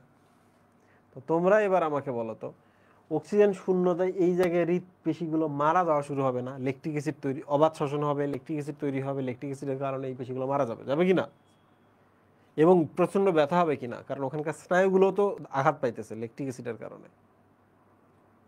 অবাধ শ্বসন, ল্যাকটিক অ্যাসিডের কারণে কোষও মারা যাচ্ছে, ল্যাকটিক অ্যাসিডের কারণে স্নায়ুগুলো আঘাত পাচ্ছে, বুকে ব্যথা হচ্ছে, ঠিক না মহিম?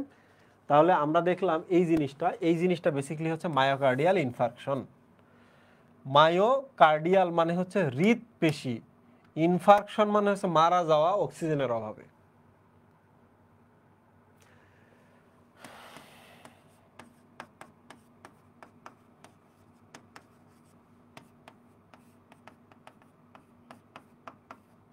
দেখো, পেশি, কার্ডিয়াল মানে হৃদপিণ্ড, হৃদপেশি, ইনফার্কশন মানে হচ্ছে অক্সিজেনের অভাবে মারা যাওয়া, অক্সিজেন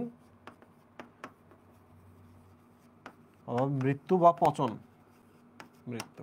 ঠিক আছে, আর এখানে কি হবে বলো তো? এখানে কি তোমার হচ্ছে অক্সিজেনের অভাবে মৃত্যু হবে? তা কিন্তু হচ্ছে না। দেখো, এখানে রক্ত কম যাবে, তাহলে এই জায়গায় অক্সিজেনের একটু ঘাটতি দেখা দিবে।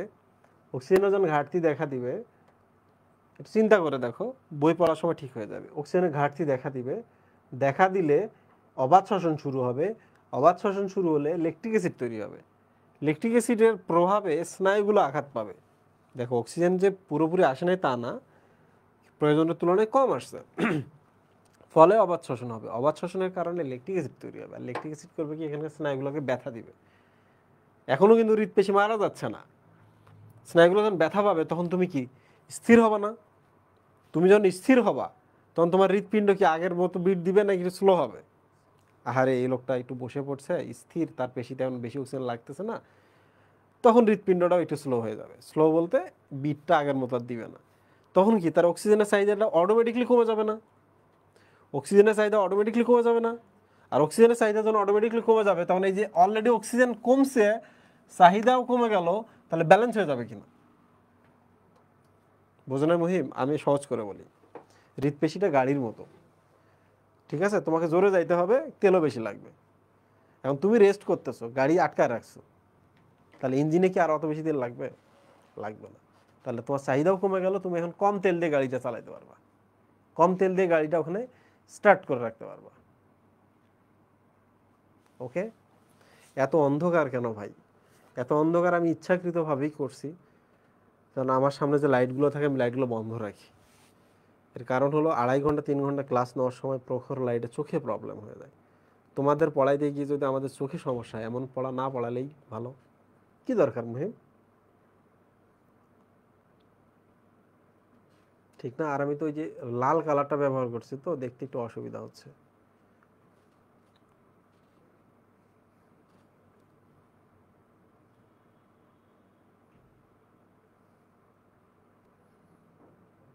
তখন আমি মেডিকেলে ফার্স্ট ইয়ারে পড়ি, আমার রুমে আমি গান গাই, অন্ধকারের সরণি ধরে কি জানি পথ চলছি একা একা, এই ধরনের একটা গান ছিল নচিকেতার। হ্যাঁ, বুঝছো মহিম? তো প্রত্যেক দিন আমি গান গাই, তো আমার রুমমেট আমার দিকে তাকায় থাকে। আমি তো আর জানি না যে তার বোনের নাম সরণি। কি একটা অবস্থা!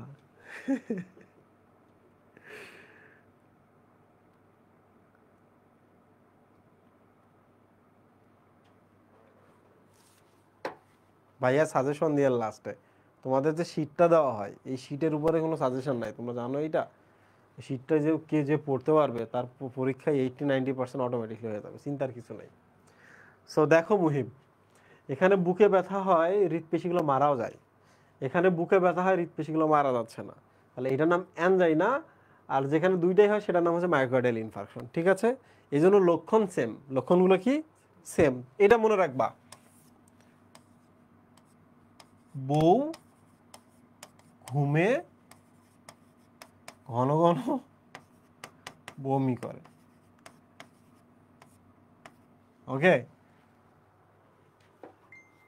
বউ ঘুমে ঘন ঘন বমি করে, ঘুমের মধ্যে বমি করতেছে। লুক, বলতে হচ্ছে বুকে ব্যথা, উতে হচ্ছে ঊর্ধ্বাঙ্গের অন্যান্য অংশে ব্যথা। ঘুমাইতে হচ্ছে ব্যথা যদি হয় তাহলে ঘুমে ব্যাঘাত হবে না মহিম? ঘুমাইতে পারবা? ঘুমাইতে পারো, ঘুমে ব্যাঘাত। ঘন ঘন মানে হচ্ছে ঘন ঘন শ্বাস প্রশ্বাস।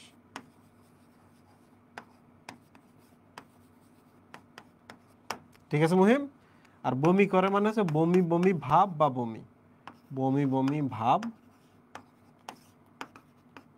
বমি, দুইটা হইতেই পারে। এটা মাথায় রাখবা। একটা জিনিস মনে রাখবা যে অ্যানজাইনার ক্ষেত্রে একটা সুনির্দিষ্ট টাইম বইয়ের মধ্যে লেখা আছে, দেখবে এত মিনিট পর্যন্ত হয় ব্যথাটা, তারপর ঠিক হয়ে যায়।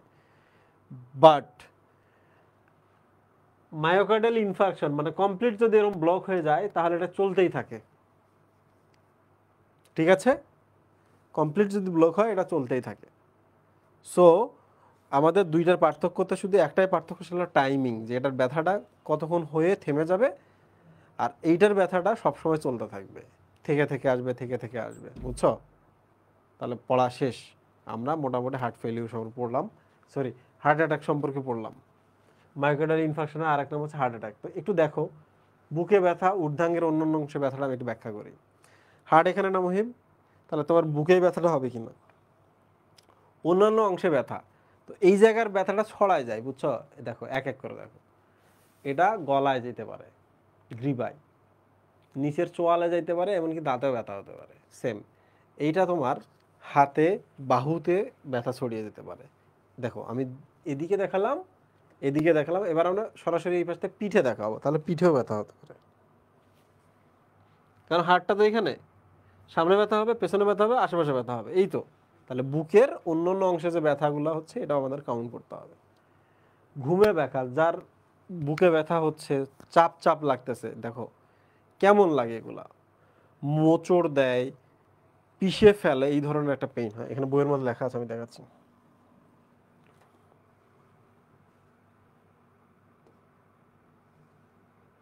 এই যে এটা শুধু মনে রাখবো, অ্যানজাইনার ব্যথা এতক্ষণ স্থায়ী হয়, তারপর ভালো হয়ে যায়।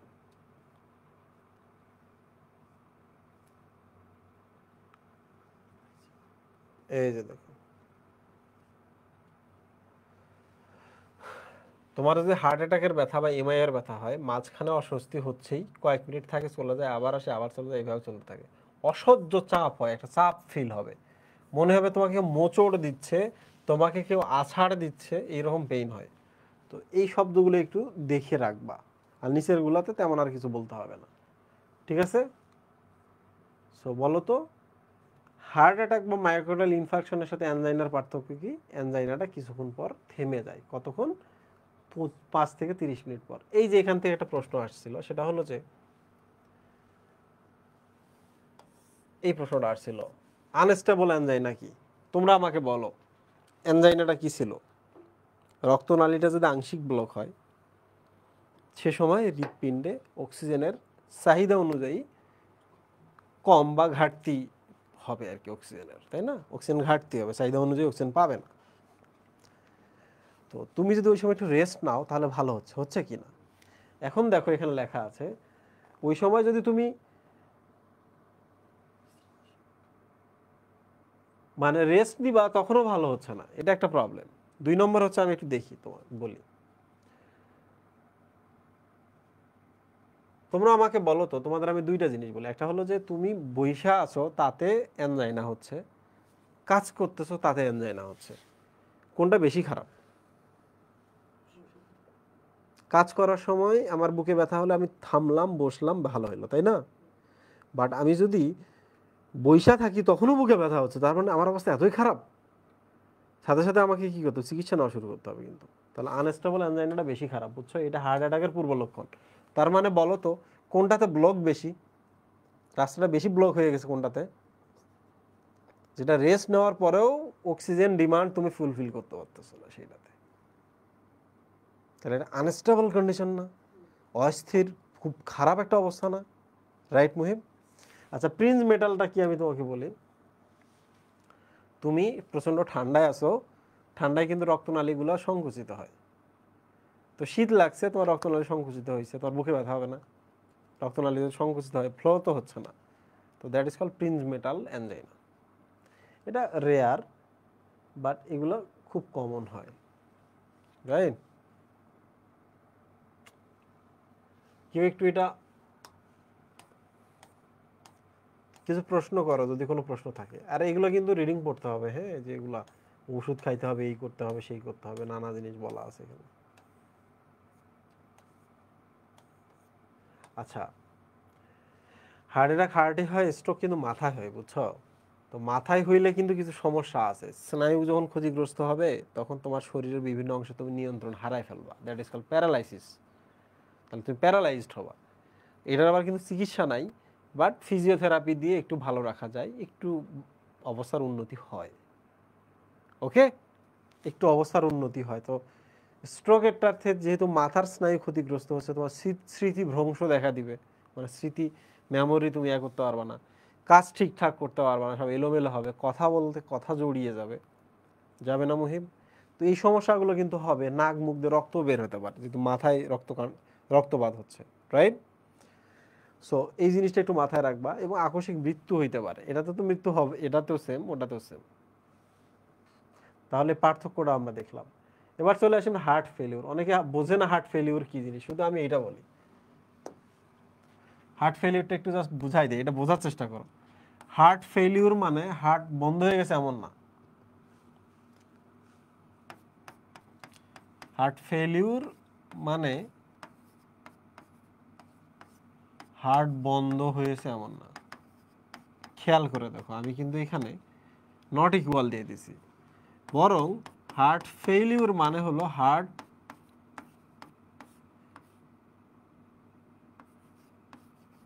ঘন ঘন বিট দিবে, মানে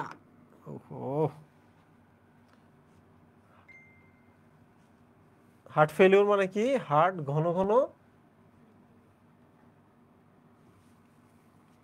বিট দিবে। ঠিক আছে মুহিম, এখন প্রশ্ন হলো হার্ট ঘন ঘন বিট কেন দিচ্ছে? কারণ তবুও কাজ হইতেছে না। হার্টের কাজ কি? পাম্প।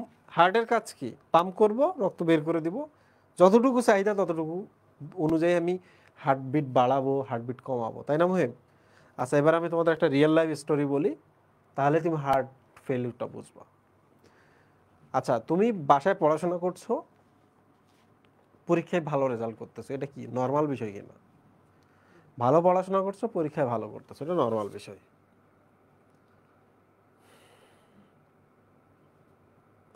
এই স্ট্রোক শব্দটার সামনে এবারে আলাদা করে ব্রেন অ্যাড করতে হয় না, ওটা স্ট্রোক মানে স্ট্রোক, ওটা ব্রেনেই হয়, বুঝছো?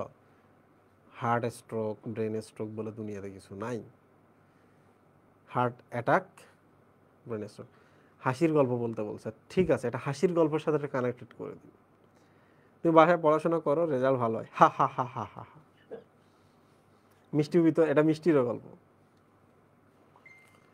এখন তুমি আমাকে বলো তো, তুমি বাসায় পড়াশোনা করছো, রেজাল্ট ভালো হচ্ছে না, এটা কিসের গল্প? কান্নার গল্প, তাই না মহিম? এখন প্রশ্ন হলো, তোমার আম্মা যদি তোমার আইসা দোষ দেয়, এত পড়ো, পড়া হয় না কেন, জোরে জোরে পড়ো, তখন তুমি করে মনে হবে যেন টেবিল টেবিল সব আগুন লাগাই দিবা, এমন করে। আগের থেকে বেশি পড়তেছো কিনা, আগের থেকে বেশি জোরে পড়তেছো কিনা, আগের থেকে বেশি সিরিয়াস কিনা, আগের থেকে বেশি আরো ভয়ঙ্কর কিনা, রেজাল্ট তারপরও খারাপ হইতেছে। বেশি পড়বা, ভালো করবে, এটা নর্মাল ব্যাপার। হার্ট কিন্তু এইটাই, পাম্প করে, কাজ হয়। হার্ট যখন দেখে পাম্প করতেছি, কাজ হইতেছে না, হার্টকে দোষ দিবে না? মাথা দোষ দিবে না হার্টকে? এলাকার লোকজন বলবে না যে আমরা অক্সিজেন পাচ্ছি না, মাথাকে গিয়ে বিচার দেয়, মাথা তখন হার্টকে গিয়ে বলে তোমার সমস্যা, তুমি দিতে পারতেছো না। তখন হার্ট কি করে? আরো বিট দেওয়া শুরু করে, কাজ হবে, তবুও কাজ হয় না। তাহলে এই জিনিসটা মাথায় রাখতে হবে, হার্ট ফেলিউর মানে হলো এই জিনিসটা। হার্ট পাম্প করতেছে কিন্তু যথেষ্ট পরিমাণ পাঠাইতে পারতেছে না। বুঝছো মুহিব? কখন কখন এটা হইতে পারে, কখন কখন এটা হইতে পারে, আমরা যে এদিকে দেখি, তোমার হৃৎপিণ্ডের প্রাচীরে শক্তি নাই, তোমার প্রাচীরের পেশিগুলা দুর্বল হয়ে গেছে, যতই তুমি বিট দাও তোমার পেশি তো কাজ করে না। আচ্ছা, তুমি আমাকে বলো তো মুহিব, বেলুনের মধ্যে পানি আছে, একটা বেলুনের মধ্যে, এখন বেলুনের মুখটা সরু ছিদ্রের সাথে অ্যাড করা আছে, বেলুনটাকে যদি আমরা বলি জোরে চাপ দিয়ে পানি ভেতরে ঢুকাই দাও, পারবে? এখন তুমি আমার বলো, বেলুনটা যদি পুরো থলি হতো, সে যদি চাপ দিত, পানি কিন্তু ওই ছিদ্রতে ঠিকই যাইতো, যাইতো কিনা? নর্মাল বিষয় এগুলা। যে প্রাচীরটা কেমন, এইটা একটা নির্ভর করতেছে। তাহলে হার্টের প্রাচীরে দুর্বল, হার্টের প্রাচীর পাতলা হয়ে গেছে, দুর্বল, হৃৎপিণ্ড যতই বিট দিক কাজ হবে না, আগের থেকে বেশি বিট দিক না কেন, কাজ হবে না, রাইট? তাহলে তোমরা একটু আমাকে সহজ করে বলো তো, হৃৎপিণ্ডটা যখন বড় হবে তখন পেশিটা পাতলা হবে না? তাহলে এই জিনিসটা মনে রাখবা, কারোর যদি হৃৎপিণ্ড বড় হয়ে যায়, তার হৃৎপিণ্ডের পেশিগুলো তখন পাতলা হয়ে যায়, দুর্বল হয়ে যায়। তাহলে হৃৎপিণ্ড বড় হওয়া কিসের লক্ষণ বলো তো? হার্ট ফেলিওরের লক্ষণ। তাহলে কাউরে যদি বলে আমার হৃৎপিণ্ড তো অনেক বড় হয়ে গেছে, তুই শেষ, মরছস। আমি তো এরকম করে এখানে ফান করতেছি, আমি তো রুগীর সাথে এই কথা কইতে পারি না, রুগী এই কথা বললে রুগী ওখানে মারা যাবে। আচ্ছা, আর একটা জিনিস বলে কই, হৃৎপিণ্ডের বিট দিচ্ছে, মনে কর তুই অনেক পড়তেছস কিন্তু সামনে বই নেই, অনেক সামনে বই নাই, কি পড়তেছস তুই জানিস না, পরীক্ষায় ভালো রেজাল্ট হবে? তাহলে হৃৎপিণ্ড চাপ দিচ্ছে, বিট দিচ্ছে, কিন্তু হৃৎপিণ্ডের ভেতরে রক্ত নাই, কাজ হবে? বেশি বিট দিলে কাজ হবে, অনেক জোরে বিট দিলে কাজ হবে, প্রাচীর হয়তো বা ঠিক আছে, প্রাচীর পুরু আছে, শক্তি আছে, তাও কাজ হবে? হবে না। কখন হয় এটা বলতো? যখন মানুষ অ্যাক্সিডেন্ট করে 2-3 লিটার রক্ত শরীর থেকে বের হয়ে যায়, তখন কি রক্ত কমে গেছে না? কারোর যখন ডায়রিয়া হয়ে যায়, রক্ত থেকে পানি টানিগুলো লবণ টবণ সব বের হয়ে যায়, তার হার্ট ফেলিউর হতে পারে কিনা? যতই বিট দিক, রক্ত তো নাই। তাহলে আমরা মাঝে মাঝে বলি না ডায়রিয়াতে স্যালাইন খাও, এটা এতটাই সিরিয়াস। কতটা সিরিয়াস যে তুমি কয়েকদিন তুমি হার্ট ফেলিউর বা কিডনি ফেলিউর হয়ে মারা যেতে পারো। আবার এই কাজও করবো না, বেশি বেশি স্যালাইনও খাওয়া না। বেশি স্যালাইন খেলে আবার রক্ত বেশি আসবে। বুঝতে পারছো মুহিম? এটার আবার আরেক সমস্যা আছে, এটারও একটা হার্ট ফেলিউর হয় রক্ত বেশি হয়ে গেলে। এটা বলে CCF, congestive cardiac failure. CCF, হ্যাঁ সিসিএফ এ বহুদিন আগে পড়ছি। তুমি আমাকে বলো তো, পড়া যখন অনেক বেশি হয়, যত জোরেই পড়ো, যত সিরিয়াসই হও, রেজাল্ট ভালো হবে? হার্টের ভেতরে চাপ দিবে, দেখ হার্টের ভেতরে রক্ত ভরপুর, বাইরে ভরপুর, ভেতরে ভরপুর, সব দিকে রক্ত বেশি, চাপ দিলে কাজ হবে? হবে না। তাহলে তোমাকে শুধু এই জিনিসটা খেয়াল করতে হবে, রক্ত কমে গেলে, রক্ত বেড়ে গেলে, হার্টের পেশিগুলো দুর্বল হলে, যত বিট দিক না কেন, সে যতটুকু পাঠানোর কথা ততটুকু পাঠাতে পারবে না। সো তোমার হার্ট কি পরীক্ষায়, কাজে ফেল। তাহলে হার্ট ফেলিউর, ফেল বলতে কি বোঝায়? তোমার কাজে ফেল, তুমি তুমি কাজটা করতে পারতেছো না। এই পণ্ডিতরা, তোমরা কি আমার কথা বুঝতে পারতেছো? তাড়াতাড়ি বলো।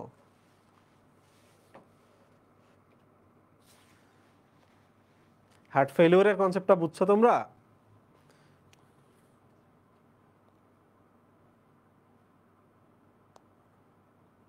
আজকে আমাদের এসিএস এর হচ্ছে ক্রিকেট টুর্নামেন্টের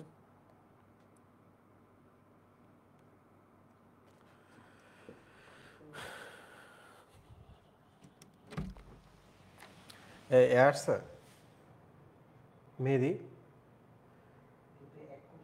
রাফি কল দিবে, হ্যাঁ অফিসিয়াল নাম্বারটা যদি এখানে থাকে একটু রিসিভ করো। মিম কই, মিম কই, একটু বইলা দিও অফিসিয়াল নাম্বারে কল আসবে। হ্যাঁ হ্যাঁ হ্যাঁ ভাই, নামাজের বিরতি দেন। আল্লাহ, লাস্ট মোমেন্টে চলে আসছি বাবা, আমি শেষ করে দিই। হ্যাঁ নামাজের ব্রেক কয়টায়?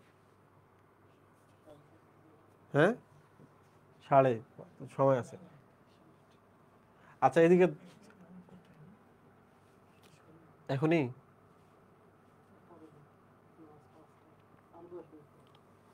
আরো 10 মিনিট। এই আচ্ছা এখানে একটু চলে আসো। হার্ট ফেলিউর কেন হইতে পারে? বিভিন্ন কারণে। দেখছো, পেশিতে যখন সমস্যা হয়, পেশিগুলো মারা যায়, মানে তোমার এক সময় হার্ট অ্যাটাক আজকে হচ্ছে, ভবিষ্যতে তোমার হার্ট ফেলিউর হতে পারে। দেখো মায়োকার্ডিয়াল ইনফার্কশন মানে কি? হার্টের পেশিগুলো পচে যাওয়া, নষ্ট হয়ে যাওয়া। তো ভবিষ্যতে কি এই হার্ট কাজ করতে পারবে? যত বিট দিক পারবে? ইয়েস। মানে আমার আব্বার কিন্তু হার্ট অ্যাটাক করছিল, পরবর্তীতে হার্টটা একটু বড় হয়ে গেছে, চিকিৎসা করছি, ভালো আছে। যদি আমরা চিকিৎসা না করে, না বুঝতে পারি, আমার আব্বা আরও আগে ক্ষতি হয়ে যেতে পারতো। তখন আমরা কি করতাম, মানে আল্লাহ কিন্তু জ্ঞান পাঠাইছে, চিকিৎসা করার পদ্ধতি পাঠাইছে, শরীরের যত্ন করতে বলছে, তাই না? নিজে মইরা গিয়ে ইবাদত করে এমন তো করতে বলে নাই। লাইক দ্যাট আমরা তখন কি বলতাম, যে বয়স হয়ে গেছে, আল্লাহ মাল আল্লাহ নিয়ে গেছে, কিন্তু আমরা চেষ্টা কিন্তু করি নাই বান্দারা। সো আমি কিন্তু সবসময় এই জন্যই বলি, সব সময় সব সময় ফ্যামিলি থেকে একজন ডাক্তার হওয়া উচিত। এই জিনিসটা মাথায় রাখবে, আইদার তুমি নিজে হও কিংবা তোমার ভাই ব্রাদার যারা আছে তাদেরকে হও। আমার বাচ্চা কাচ্চাকে ডাক্তার বানাবো এই প্ল্যান করো না, বুঝছো? তোমাদের ফ্যামিলি থেকে একজন ডাক্তার রাখবা সবসময়। সামনে মেডিকেল কোর্স, হ্যাঁ এইচএসসির পরেই। আচ্ছা, চাপ বেশি সুই ভাই, ওই যে বললাম আপনার ভেতরে যে রক্তের পরিমাণ বেড়ে যায়, চাপ বেশি হতে পারে, নানা কারণে হইতে পারে। তো যে কোনো প্রবলেমের কারণেই তোমার কিন্তু হার্ট ফেলিউর হইতে পারে, অনেক প্রবলেমের জন্য। সো আপাতত আমরা এগুলো রাখলাম, এগুলো তোমরা একটু দেখে নিও, আমি 2-3টা বলছি। হার্ট ফেলিউরের কিছু লক্ষণ আছে, একটু বলে রাখি। ঢাকা ভার্সিটিতে ভর্তি পরীক্ষায় কি আসছিল জানো? হার্ট অ্যাটাকের লক্ষণ। ঢাকা ভার্সিটিতে। তোমরা আমাকে বলো তো, তোমরা আমাকে একটা জিনিস বলো, এই জিনিসটা কি তোমরা কখনো বোঝো? কোনো এক জায়গায় সুবি ভাই অক্সিজেন ঘাটতি হচ্ছে, ওকে, তো ওই কোষের অভিযোগ কোথায় দিবে? ব্রেনকে বলবে না যে আমার এখানে অক্সিজেন ঘাটতি হচ্ছে? ব্রেন তখন দোষটা দুইজনকে দিবে, এক হচ্ছে ফুসফুসকে দিবে, যে তুমি হয়তো বা শ্বাস নিচ্ছ না, তুমি হয়তো বা অক্সিজেন টানতেছ না, ঠিক না? ফুসফুস কি দোষ পাইতে পারে না? তখন ফুসফুস কি করবে, এরকম অক্সিজেন নেওয়া কি ঘন ঘন নিবে না? তো কাউরে যদি এরকম হয় আমরা বলি না তোমার শ্বাসকষ্ট হয়েছে, বলি কি না? তাহলে তুমি আমাকে বলো, কাউরে যদি হার্ট ফেলিউর হয়, তাহলে হার্টটা কাজ করতে পারতেছে না, তাহলে কোষগুলাতে কি হবে? অক্সিজেন ঘাটতি দেখা দিবে। এইটা আবার ব্রেন খবর পাবে, ব্রেন ফুসফুসকে দোষ দিবে। তাহলে বলো তো কি হবে? ঘন ঘন শ্বাস প্রশ্বাস। এটাই মানে কি শ্বাসকষ্ট না? ঘন ঘন শ্বাস, এটা মানে কিন্তু শ্বাসকষ্ট। সিম্পল, বুঝছো? তোমার হার্টের অবস্থা এতই খারাপ যে তুমি ঘুমায় আছো তখনও তোমার শ্বাসকষ্ট হইতেছে, এতই খারাপ যে ঘুমায় থাকলে তো এমনি অক্সিজেন চাহিদা কমে যায়, হার্ট তখনও অক্সিজেন দিতে পারতেছে না, এতই খারাপ। দিস ইজ কল নিষ্ক্রিয় শ্বাসকষ্ট। একটু যে বোতাম লাগাবা, একটু যে পাশ ফিরে শুবা, শ্বাসকষ্ট শুরু হয়ে যাবে। তো এইসব মানুষের থেকে কষ্ট দুনিয়াতে সম্ভবত কাউরে নেই। আমি দেখছি হার্ট ফেলিওরের অনেক পেশেন্ট দেখছি, মৃত্যুর শেষটা খুব করুণ। ওকে, আচ্ছা, সক্রিয় মানে বুঝছো? সক্রিয় মানে তুমি যখন কাজ করতেছো, কাজ করা অবস্থায়। তাহলে বলো, কাজ করা অবস্থায় এমনিতে অক্সিজেন চাহিদা বাড়ে না? হার্ট কাজ করতে পারতেছে না তখন তখন কি আরো বেশি অক্সিজেন ঘাটতি দেখা দিবে কিনা? আরো বেশি যখন অক্সিজেন ঘাটতি দেখা দিবে, ব্রেনের কাছে আরো বেশি অভিযোগ যাবে কিনা? আরো বেশি অভিযোগ গেলে আরো বেশি ঘন ঘন শ্বাস প্রশ্বাস হবে কিনা? আরো বেশি শ্বাসকষ্ট মনে হবে কিনা? ইয়াস, প্রিয় স্টুডেন্ট, আশা করছি তোমরা বুঝতে পেরেছো। এখন প্রশ্ন হলো, এই যে দেখো এখানে লেখা আছে ঘুমের সময় মাথার নিচে 2টা বালিশ না দিতে পারলে শ্বাসকষ্ট বেড়ে যায়। আমি তোমাকে বলি, হ্যাঁ বলো তো,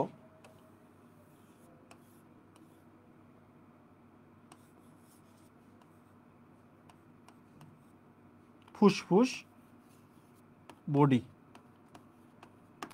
তুমি আমাকে বলো তো, একই রক্ত এদিকে পাঠাইতে পারতেছে বডির সব জায়গায়, হার্ট ফেলিওরের সময় পাঠাইতে পারে না, তাহলে এখানকার রক্ত কি থেকে যাচ্ছে না কিছু মুহিম? এখানে যদি রক্ত থেকে যায় তাহলে এদিকের রক্ত এখানে আসতে পারবে? তাহলে এদিকেও কিছু রক্ত থেকে যাবে, যাবে কিনা? তাহলে তখন ফুসফুসেও রক্ত থেকে যাবে কিনা? হার্ট তো পাঠাতেই পারতেছে না, তাহলে ফুসফুসে রক্ত আটকা থাকবে কিনা কিছু? এখন তুমি যদি এরকম করে এরকম করে সোজা হয়ে, তাহলে ফুসফুসের রক্তগুলো ট্রাকিয়া দিয়ে কি এদিকে আসবে কিনা? তখন কি তোমার শ্বাসকষ্ট হবে না? মুখের মধ্যে যদি লালা আটকায়, কাশির সময় আমাদের বারবার কাশি কেন হয়? কারণ আমাদের এইটা ট্রাকিয়াটা বন্ধ হয়ে যায়, কফ দিয়ে কাশি হয়ে বাইর হয়ে যায়। তুমি আমাকে বলো, হার্ট ফেলিওর, হার্ট কাজ করতে পারতেছে না, ফুসফুসে রক্ত ফুসফুসে থাকতেছে, তখন আমার ট্রাকিয়া দিয়ে এদিকে রক্ত আসা শুরু হবে, ঠিক কিনা? ঠিক কিনা? গোলাপি মিউকাস আসা শুরু হবে, গোলাপি রক্ত আসা শুরু হবে। তখন আমি যদি এরকম করে বালিশটা যদি উঁচু করে দিই, তখন কি রক্ত আর এদিকে আসবে? আসবে না, রক্ত নিচে থেকে যাবে। তখন কি আমার শ্বাসকষ্টটা একটু কমবে না? তোমরা কি বুঝছো এটা কেন অতিরিক্ত বালিশ দেওয়া থাকে? তোমরা গিয়ে দেখবে হসপিটালে বেডটা কিন্তু এইরকম, ইউজুয়ালি পেশেন্টরা কিন্তু শুয়ে থাকে, রাইট? কিন্তু কার্ডিওলজিতে গিয়ে দেখবা কিছু বেড হচ্ছে এইরকম, পেশেন্টের কোমর এখানে, মাথা এখানে। তোমরা আমাকে বলো তো, এই মানুষটা কি তার ভবিষ্যৎ জীবনে মৃত্যুর আগ পর্যন্ত কোনোদিন সোজা হয়ে শুইতে পারবে? পারবে মুহিম? পারবে না। তাহলে দেখছো, কোটি কোটি টাকা আছে, বাসা ভর্তি সব কিছুই আছে, কিন্তু তুমি আর শুইতে পারো না। যেদিন শুইতে পারবা মনে করো সেদিন তুমি কবরে শুয়ে গেছো। মুহিম, সো একজন ডাক্তার হও, ফ্যামিলিতে একজন ডাক্তার রাখো, এই জিনিসগুলা সামাল দেওয়া খুব কঠিন, বুঝতে পারছো? জ্ঞান অর্জন করতে বলছে, হেলথ রিলেটেড জ্ঞান অর্জন করা খুব জরুরি। কারণ হিউম্যান ইঞ্জিনিয়ারিং বোঝা, হিউম্যান বডিতে ইঞ্জিনিয়ারিং করা, কিন্তু এটা কিন্তু সৃষ্টিকর্তা প্রদত্ত এক্সট্রা একটা ক্ষমতা, বুঝতে পারছো? গরুর ডাক্তার হলে যেটা হয়, গরু ভালো করতে পারতেছে না, কেটে কুটে খেয়ে ফেলা যায়। পা ভেঙে গেছে ঘোড়ার, ভালো করা যাবে না, গুলি করে মেরে ফেলতেছে কিংবা কিছু একটা করতেছে। মানুষের কি কাজটা করতে পারো? মানুষকে সুস্থ করতে হবে, একবার শেষ পর্যন্ত আঙুল ধরে থাকতে হবে। তোমারে তো যেতে দিব না, কেন? কারণ আল্লাহ তোমাকে ক্ষমতা দিছে, আল্লাহ তার অসুস্থ বান্দাও তোমার কাছে পাঠাইছে, আল্লাহ তোমাকে জ্ঞানও পাঠাইছে, জ্ঞান দিয়ে তুমি তার বান্দার সেবা করো। সো আমাদের দরকার ডাক্তার, রাইট? রাজীব ভাই, আপনি কেন ডাক্তারি করতেছেন না? আমি তো ডাক্তার প্রডিউস করতেছি ভাই, রাইট? এটার মোর ভালো কাজ। তোমরা এই যে হাজার হাজার স্টুডেন্ট অলরেডি মেডিকেল কলেজগুলোতে আছে, তোমরা কি জানো সারা জীবন তারা যে যতগুলো পুণ্য কামাবে একটা অংশ আমার, তাদের অংশ না, আমার একটা অতিরিক্ত অংশ আছে, রাইট? সৎকায় জারিয়া, মজা না? এই বলো, এই জিনিসটা তো বুঝছো তাহলে? এই যে এটা শুইলে কাশির সাথে মিউকাস, গোলাপি রক্ত রক্ত ইত্যাদি আসে, ঠিক কিনা মহিম? আচ্ছা, তুমি বলো তো, তোমার শরীরে যদি রক্তগুলো ঠিকঠাক চলাচল না করতে পারে হার্টের দুর্বলতার জন্য, হার্টের ফেলিউরের জন্য, পায়ের রক্ত পায়ে আছে, পা ফুলে উঠবে কিনা? বিভিন্ন জায়গায় যেখানে রক্ত জমে আছে ফুলে ফুলে যাবে কিনা? যাবে। তাহলে তুমি এবার বলো তো, তুমি যে আগে যে জুতাটা পরতে, সেই জুতাটা কি তোমার সব পায়ে আর ধরবে? ধরবে না। পা দিচ্ছ, তোমার পা বড় হয়ে গেছে, তখন এই যে এটা হয়, জুতা পরতে গেলে ৮-৬ মনে হয়, কারণ হার্ট তো রক্ত পাঠাতেও পারতেছে না, রক্ত তুলেও আনতে পারতেছে না, হার্ট তো ফেইল। তাহলে পা ফুলে গেছে, জুতার মধ্যে পা দিয়ে দেখছো, জুতা আর হইতেছে না। তো দেখো, কাপড় পরতে গেছো, বোতাম আর লাগতেছে না। তো হঠাৎ করে যদি এই ধরনের সিচুয়েশন হয় বয়স্ক ব্যক্তির ক্ষেত্রে, দ্যাট মিনস হার্ট ফেলিউর হচ্ছে, রাইট মুহিব? তো এই ধরনের সিচুয়েশনে আবার ভাইবো না মোটা হয়ে গেছি তো পা, আরে মোটা হয়ে গেছি তো বড় জুতা লাগবে, জি না, তোমার হার্ট ফেলিউর হয়েছে। তোমরা যারা বাচ্চা আছো তাদের কিন্তু হার্ট ফেলিউর হয়েছে, ব্যাপারটা এমন কিন্তু না। তোমরা জানো, যেদিন আমাকে হার্ট ফেলিউর পড়াইছে ওই দিনে আমি হোস্টেলে যখন ফিরি, রংপুর মেডিকেলে আর কি, ভিন্ন হোস্টেলে থাকতাম আমি। হ্যাঁ হ্যাঁ, ভিন্ন হোস্টেলের 3 তলায় থাকতাম আমি, পেছনের ব্লকে। শুরুর দিকে সামনের ব্লকে ছিলাম, পরে পেছনের ব্লকে। তো পেছনের ব্লকে আমি থাকি, সিঁড়ি দিয়ে উঠতেছে আর আমার জোরে জোরে শ্বাস হচ্ছে, এই তো শ্বাসকষ্ট, বুক ধড়ফড় করতেছে, ব্যথা করতেছে, ও মাই গড, তাহলে তো হার্ট ফেলিউর। তারপর কফ আসতে, সাথে সাথে কফ আসা শুরু হয়ে গেল, বুঝছো? শেষ। আচ্ছা, তো এই জিনিসটা একটু মনে রাখতে হবে, যেহেতু তোমার শরীর, সারা শরীর রক্ত ঠিকঠাক পাচ্ছে না, কারণ হার্ট ফেল করছে। তাহলে সব শরীরেই, শরীরের সব জায়গায় সবসময় কিসের ঘাটতি? অক্সিজেনের ঘাটতি। অক্সিজেনের ঘাটতি মানে সবাত শ্বসনের ঘাটতি, সবাত শ্বসনের ঘাটতি মানে এটিপি তৈরিতে ঘাটতি। আর এটিপি যদি তৈরি না হয় ঠিকঠাক, হার্টের কারণে ক্লান্তি আসবে না সব কোষের? বাজার সদাই বলো, সিঁড়ি দিয়ে ওঠানামা করো বলো, সব কিছুতেই ক্লান্তি লাগবে, তাই না? আচ্ছা, পাকস্থলী সবসময় ভরা ভরা লাগবে, এর একটা কারণ আছে, কারণ পাকস্থলীর ওখানে রক্তপূর্ণ থাকে আর কি, ওই ওই সব এলাকাতেই। ফলে আচ্ছা বাদ দাও, হৃদস্পন্দন কি হবে মুহিব বলো তো? হার্ট ফেল করলে স্লো হবে না বেশি হবে? হ্যাঁ, দ্রুত হবে। মিনিটে আগে দিত 70 বার 80 বার, এখন দিবে 120 বার 130 বার। ও ট্রাই করতেছে, রক্ত পাঠাইতে পারতেছে না। মাথা, এই যে যেমন দেখো না, ব্রেন শুধু ফুসফুসকে খবর পাঠায় তা না, ও হৃৎপিণ্ডকেও বলে, তখন হৃৎপিণ্ড ঘন ঘন বিট দেয়, ঘন বিট। তাহলে ঘন শ্বাস প্রশ্বাস, ঘন বিট, এটা কমন একটা লক্ষণ। ঘন ঘন যখন বিট দেয়, দেখে মনে হবে আরে তুমি কি কারোর সাথে কম্পিটিশন করতেছো, এত বিট দিতেছো। ওই কথাটাই কিন্তু এখানে বলছে, জানো, হৃৎপিণ্ড প্রতিযোগিতায় নেমেছে। বুঝতে পেরেছো? আচ্ছা, লাস্টটা বলো, কাজ কর্ম চলন বলন সব কিছু কি এলোমেলো হয়ে যাবে না? কেউ শক্তি পাইতেছে না, এটিপি পাইতেছে না, অক্সিজেন পাইতেছে না। ব্রেন যদি এই সেম জিনিস ফেস করে, ব্রেন কি ঠিকঠাক মেমোরি জমা করতে পারবে? স্মৃতি থাকবে তার? আরে কি করলাম, ভুলে গেছি। তো বন্ধুরা, বলো তো তোমরা হার্ট ফেলিউর সম্পর্কে বুঝেছো কিনা? এখন তোমরা যেটা পড়বা সেটা হলো হার্ট ফেলিউর হলে কি, কিভাবে এই ঝুঁকিগুলো থেকে আমরা বেঁচে থাকতে পারি, কাদের বেশি বেশি হয়, এগুলো তোমরা রিডিং পড়ো বাবা, এগুলো আমি পড়াবো না। একটু রোগটা আমি দেখ, টেস্ট কি কি করবা মোহেব, হার্ট ফেলিউর হয়েছে কি হয় নাই, বা হচ্ছে হৃদরোগ হয়েছে কি হয় নাই, ফার্স্ট ফার্স্ট হচ্ছে টেস্ট হলো, ডাক্তার তোমার কাছে যখন, তুমি যখন ডাক্তারের কাছে যাবে, ডাক্তার কিন্তু দেখে প্রথমে ট্রাই করবে, বুঝছো? ডাক্তাররা ইউজুয়ালি ডায়াগনোসিস 100% করেই ফেলে তোমাকে দেখার পর, কথা বলার পর, তোমার চেহারা দেখার পর, বা তোমার দেখার পর, বুঝছো? এটাকে কনফার্ম করার জন্য ডাক্তাররা টেস্টের ভেতর দিয়ে যায়, এটা মাথায় রাখবা। তাহলে কনফার্মেশনের দরকার আছে কিনা, তাহলে ডাক্তার হইলে ডাক্তার তোমাকে টেস্ট দিবে কিনা। তুমি দেখো, হার্টের যে কোনো প্রবলেম হলে তোমাকে কতগুলো টেস্ট দিবে, তা তুমি বলবা ডাক্তার কমিশন খায়। জানো আমরা কখন বেশি দোষ দেই মানুষের? যখন ওই জায়গায় গিয়ে আমাদের টাকা দেওয়া লাগে, তখন। যদি টেস্টগুলো ফ্রি হয়ে যাইতো, তোমরা দোষও দিতা না এবং যাইতাও না ডাক্তারের কাছে। ফ্রি ডাক্তারের কাছে কে যায়? ফ্রি চিকিৎসা, টেস্ট দেয় না, ওখানে গিয়ে আমার রোগ ভালো হবে না। আছে না অনেক জায়গায় টেস্ট ছাড়া শুধু ডাক্তার বসে আছে, আসো ফ্রি প্রেসক্রিপশন করে দিচ্ছে, কেউ যায় না। বুঝছেন সুই ভাই? কারণ ওখানে টেস্ট নাই, টেস্ট নাই বলে ডাক্তার ভালো না, রোগ ভালো হবে না। আবার যেখানে টেস্ট আছে সেখানে আমরা গালি দিই। দেখো, ডাক্তার প্রথমে তোমার হার্টবিট দেখবে। আচ্ছা, হার্টবিট বেড়ে গেছে, দ্যাট মিনস তোমার হার্ট ফেলিউর হতে পারে। এই যে পা ফুলে যাওয়া, শরীর ফুলে যাওয়া, রাইট, অস্বাভাবিক শব্দ, এটাও হার্টের কোনো রোগ বলে। ঘাড়ের শিরা ফুলে যাওয়া ইত্যাদি ইত্যাদি।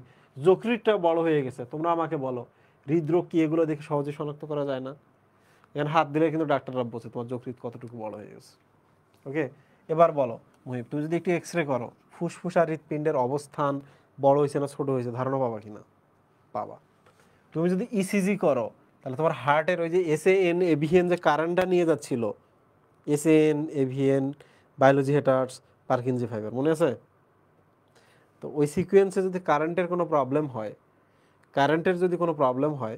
ওই রিলেটেড জিনিসগুলা তুমি কিন্তু ইসিজি করে টের পাবা। পাশাপাশি ইসিজি করে কিন্তু heart failure, heart attack, everything, angina সবগুলো কিন্তু খুঁজে বের করা যায়। এটা দারুণ একটা টেস্ট আর কি। ইসিজির উপর একটা ভিন্ন কোর্স হওয়া যেতে পারে। ইসিজি বুঝতে গেলে তোমার 6 মাস ইসিজি পড়তে হবে। এই যে লম্বা একটা কাগজ, সুইবে তো চেনেন। সো হার্টের আপনি প্রাথমিকভাবে একটু খেয়াল করেন আমি কি লিখতেছি এখানে, প্রাথমিক রোগ আপনি এখান থেকে নির্ণয় করতে পারবেন। ঠিক আছে সুই ভাই? এবার চলে আসি ইটিটি। দেখো, এক্সারসাইজ টলারেন্স টেস্ট, মানে তোমাকে আমি একটা ট্রেডমিলে দৌড়াইতে বলবো, দৌড়াইতেছো, তুমি কতক্ষণ দৌড়াইতে পারতেছো, কেমন দৌড়াইতেছো, এটা দেখা আমি নির্ধারণ করতে পারি তোমার হার্ট ভালো না খারাপ। যাদের হার্ট খারাপ, হার্ট ফেলিউর আছে, তারা 5 তোলার সাথে একটা দৌড় দেওয়ার সাথে তো ব্যথা, শ্বাসকষ্ট শুরু হয়ে যাবে, তাই না? শ্বাসকষ্ট, হার্টবিট বেড়ে যাবে। টলারেন্স দেখা হয় এখানে, যে তার এক্সারসাইজ করলে কেমন টলারেন্স আছে। This A tolerance test. BNP, বুঝতে পারছো? তোমার যখন হার্টটা ফেল করবে, বুঝছো, হার্টের পেশিগুলাতে তো প্রবলেম, তাই না? তখন পেশিগুলা থেকে কিন্তু বিএনপি ক্ষরণ হবে, বুঝতে পারছো? বিএনপি ক্ষরণ হয়ে গেলে রক্ত ছড়িয়ে পড়বে। আওয়ামী লীগ না, কি বিএনপি ক্ষরণ হবে। এই টেস্ট আবার হচ্ছে আওয়ামী লীগের ডাক্তাররা দেয়, বিএনপি লিখে দেয়, দেয়। আচ্ছা, তো this is BNP, brain natriuretic peptide. এটা হৃৎপিণ্ডের পেশি থেকেও ক্ষরিত হয়। এইটা কিন্তু হার্ট ফেলিউর সম্পর্কে তোমাকে কি করবে, নিশ্চিত করবে। তাহলে খেয়াল করো, তোমার এইভাবে প্রশ্নটা আসবে যে হার্টের প্রাথমিক রোগ, মানে রোগ প্রাথমিকভাবে কিভাবে নির্ণয় করা যায়, ইসিজি দিয়ে। ঠিক আছে মুহিম? হৃৎপিণ্ডের অবস্থা কিভাবে জানি আমরা, এক্সরে দিয়ে, রাইট?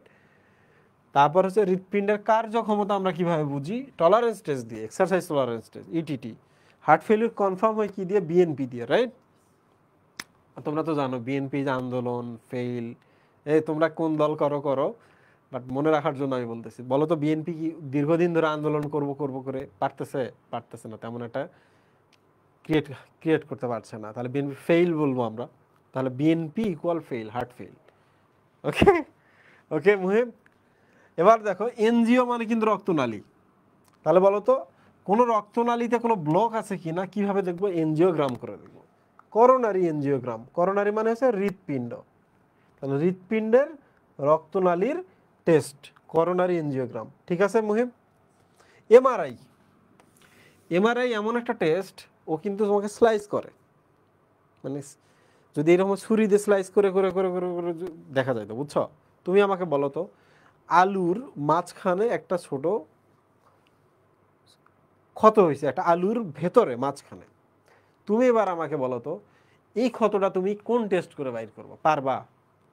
এক্সরে করে বাইর করতে পারবা? ও তো আলুটা দেখাবে। এক্সারসাইজ টলারেন্স টেস্ট করে বাইর করতে পারবা না। তাহলে এক কাজ করতে হবে, এমন একটা টেস্ট লাগবে যে টেস্টটা আলুটাকে 600 স্লাইস করতে পারে, 600টা স্লাইস করে ছবি তুলতে পারে। তাহলে বলো তো, প্রথম স্লাইস যেটা করলো আলুর, ক্ষতটা এই জায়গায় আছে, এখানে একটা স্লাইস করলো, তাহলে এই যে স্লাইসটা আমি পাইলাম। এখানে স্লাইস করলো, তাহলে এটা একটা পাইলাম। এখানে স্লাইস করলো, এটা আর একটু বড় হবে, এখানে একটা স্লাইস, এই যে এখানকার এটা যখন হবে, এই যে স্লাইস, এই যে দেখেন আমি ক্ষতটা পাইছি, তাই না? তাহলে এমআরআইতে কি হয়, স্লাইস করে কোন জায়গায় প্রবলেম, কতটুকু প্রবলেম, কত দূর থেকে কত দূর প্রবলেম। দেখেন এই জায়গায় যদি আপনি বড় ছিদ্র পান, তাহলে এটাতে একটা ছোট ছিদ্র পাবেন না সুই ভাই? পরেরটাতে কি আপনি আর একটা ছোট ছিদ্র পাবেন না? তারপরেরটাতে আপনি অল্প একটু ছিদ্র পাবেন কিনা? তারপরটা আবার ভালো ভালো ভালো। তার মানে আলুর উপর থেকে নিচ পর্যন্ত আমরা স্লাইস করলে দেখেন এই যে এই চারটাতে আমরা পাইলাম।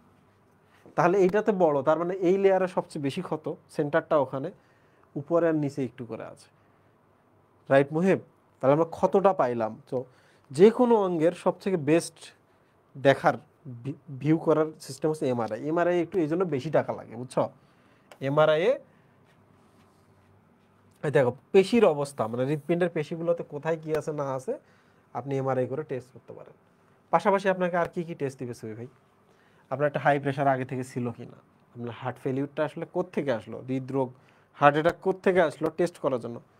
আপনার উচ্চ রক্তচাপ টেস্ট করে, আপনার রক্তে কেমন গ্লুকোজ আছে, মানে ডায়াবেটিস আছে কিনা, আপনার চর্বির পরিমাণ কেমন রক্তে, এটা টেস্ট দিয়ে দিবে কিনা। তাহলে কতগুলো টেস্ট অলরেডি হয়ে গেল, এদিক থেকে 6টা 7টা 8টা 9টা, এবং এই দেখেন 10ম টেস্ট ট্রোপোনিন নাই। তবে আমরা যেটা করি, আমরা অবস্থা বুঝে দিই। এখন একটা মানুষ আসছে বুকে ব্যথা নিয়ে, প্রথমে আমরা ধরেই নেই যে তার হার্ট অ্যাটাক হচ্ছে, এমআই। তখন আমরা তার ইসিজি করি এবং সাথে সাথে বলি ট্রোপোনিন আইটা করতে, বুঝছেন? তো ইসিজি করে মোটামুটি কনফার্ম চিকিৎসা দেওয়া শুরু করলাম। এরপর আমরা ট্রোপোনিন আই টেস্ট করে আমরা 100% কনফার্ম হবো। তাহলে বলো তো, ট্রোপোনিন আই না এটা, ট্রোপোনিন আই দ্বারা কি টেস্ট করা হয়? এমআই। এটা মনে রাখবা, এই যে হার্ট অ্যাটাক বা এমআই, তাহলে এইভাবে মনে রাখবা, troponin I equal MI, heart failure equal BNP, fail equal BNP. ঠিক আছে? Fail equal BNP, troponin I equal MI. তাহলে কোনটাতে আমরা কোনটা টেস্ট করতে পারি, কনফার্ম করতে পারি, এইটা। Student, here is pacemaker. পেসমেকারটা তোমরা পড়লে নিতে পারবা, আমার কোনো মনে হয় না সমস্যা হবে। অ্যারিথমিয়াতে একটু চলে আসি।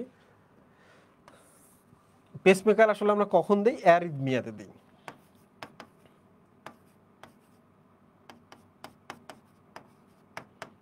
এ মানে কিছুই ভাই উইদাউট। রিদম মানে কি? ছন্দ। তাহলে আমার হৃৎপিণ্ড এখন ছন্দহীন অবস্থায় আছে। এখন বিট দিচ্ছে, বিট দিচ্ছে, বিট দিচ্ছে, বিট নাই, বিট দিচ্ছে, বিট দিচ্ছে, বিট দিচ্ছে, বিট নাই। তাহলে বিট নাই হওয়াটা খারাপ হইলো না? ছন্দটা খারাপ হইলো না? ছন্দ আছে ছন্দ নাই, ছন্দ আছে ছন্দ নাই, এটা খুব খারাপ জিনিস। তাহলে এমন সিচুয়েশনে আমরা কি করব? এমন সিচুয়েশনে আমরা একটা পেসমেকার বসিয়ে দেব। পেসমেকার কি করবে? হার্ট কখন ছন্দ দিচ্ছে না, বিট দিচ্ছে না, ওই মোমেন্টটা সে প্রেডিক্ট করতে পারবে, ধরে নিতে পারবে, সাথে সাথে সে কারেন্ট পাঠায় হার্টকে বিট দেওয়া হবে। বুঝছো মুহিব? তুমি এক্সারসাইজ করতেছো, তখনই পেসমেকারটা দেখে নিবে, আচ্ছা লোকটা এক্সারসাইজ করতেছে, কারণ রক্তের মধ্যে অক্সিজেন কমে গেছে, কার্বন ডাইঅক্সাইড বাড়ছে, তাহলে মানে হার্টেরও সেম অবস্থা। সাথে সাথে সে মানে সব পরিস্থিতি বিবেচনা করে হার্টকে একটু বললো তাড়াতাড়ি বিট দাও বেশি বেশি, তাই না? এক্সারসাইজের সময় আমাদের বিট বাড়াইতে হয়, কারণ পেশিগুলোতে বেশি অক্সিজেন লাগে। তো এইটা ইউজুয়ালি পেসমেকার করে। আশা করছি তোমরা পেসমেকার নিয়ে তোমাদের ইস্যু হবে না। পেসমেকারে কি কি পার্ট থাকে এইটা দেখবা, ছবিটা আর্ট করা শিখবা। 1 প্রকোষ্ঠী, 2 প্রকোষ্ঠী, 3 প্রকোষ্ঠী পেসমেকার কোনটা কোথায় যায় এটা একটু দেখবা।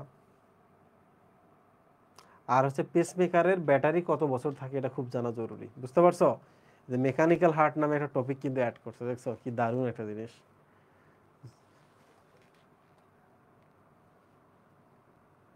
মেকানিক্যাল হার্ট এগুলো পড়বা। ওপেন হার্ট সার্জারি মানে কি জানো? চেস্ট ওপেন করে হার্টে অপারেশন। হার্ট ওপেন না, হার্ট ওপেন করলে হার্টটা ঠিক করতে পারবে না তুমি, ছুরি দিয়ে তুমি হৃৎপিণ্ডটা কাটছো ভালোভাবে। তাহলে ওপেন হার্ট সার্জারি মানে একটা সার্জারি যেখানে চেস্টটা ওপেন করে, কোথায় সার্জারি করতে হয়? কোথায় সুই ভাই? হার্টে। এখন ওপেন হার্ট সার্জারি 3 ধরনের আছে, একটা on pump, of pump, robot assistant. এইটাতে রোবটের সাহায্য নেয়, রোবটিক হাত, ডাক্তার হাত লাগায় না। অফ পাম্প এবং অন পাম্প থেকে আমাদের জানতে হবে, মনে রাখতে হবে, সেটা হলো যে অন পাম্প বলতে বোঝাচ্ছে একটা পাম্পিং মেশিনের সাহায্য নেওয়া হয় এখানে। পাম্পিং মেশিন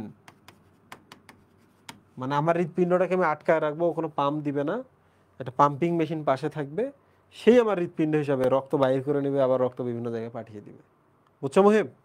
অন পাম্পের ক্ষেত্রে যে মেশিনটা ব্যবহার করা হয় তার নাম কার্ডিও পালমোনারি বাইপাস মেশিন বা হার্ট লাং মেশিন। এই যে হৃদ ফুসফুস মেশিন, হার্ট লাং মেশিন। এটা এমসিকিউ এর জন্য ইম্পর্টেন্ট, এটা এডমিশনে আসে। তো এই সময় কি হার্টটা কি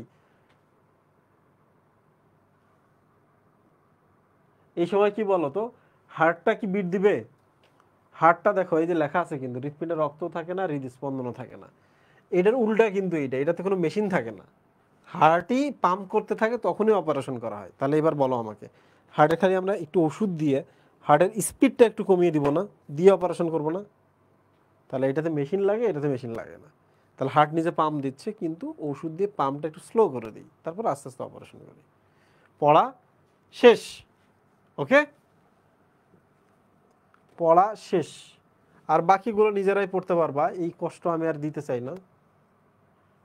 এনজিওপ্লাস্টি 4টা ধরনের একটু নাম দেখবা। বলো তোমাদের কোনো প্রশ্ন আছে কিনা? আরে শেষ। বলো তোমাদের কোনো প্রশ্ন আছে কিনা? তোমরা তো এখানে ক্লাস করছো, তোমরা যদি কখনো ওয়ান শট দেখতে চাও, মানে যেখানে সিকিউ এমসিকিউ সলভ করাই, তোমরা ওয়ান শটগুলো চেক করবা। তাহলে ওয়ান শটে গিয়ে তোমরা হচ্ছে তোমাদের কোশ্চেনগুলো রিভিশন দিতে পারবা।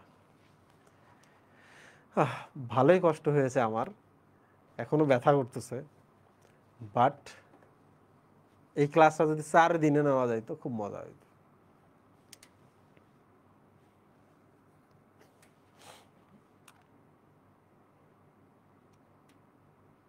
কি কোনো প্রশ্ন আছে?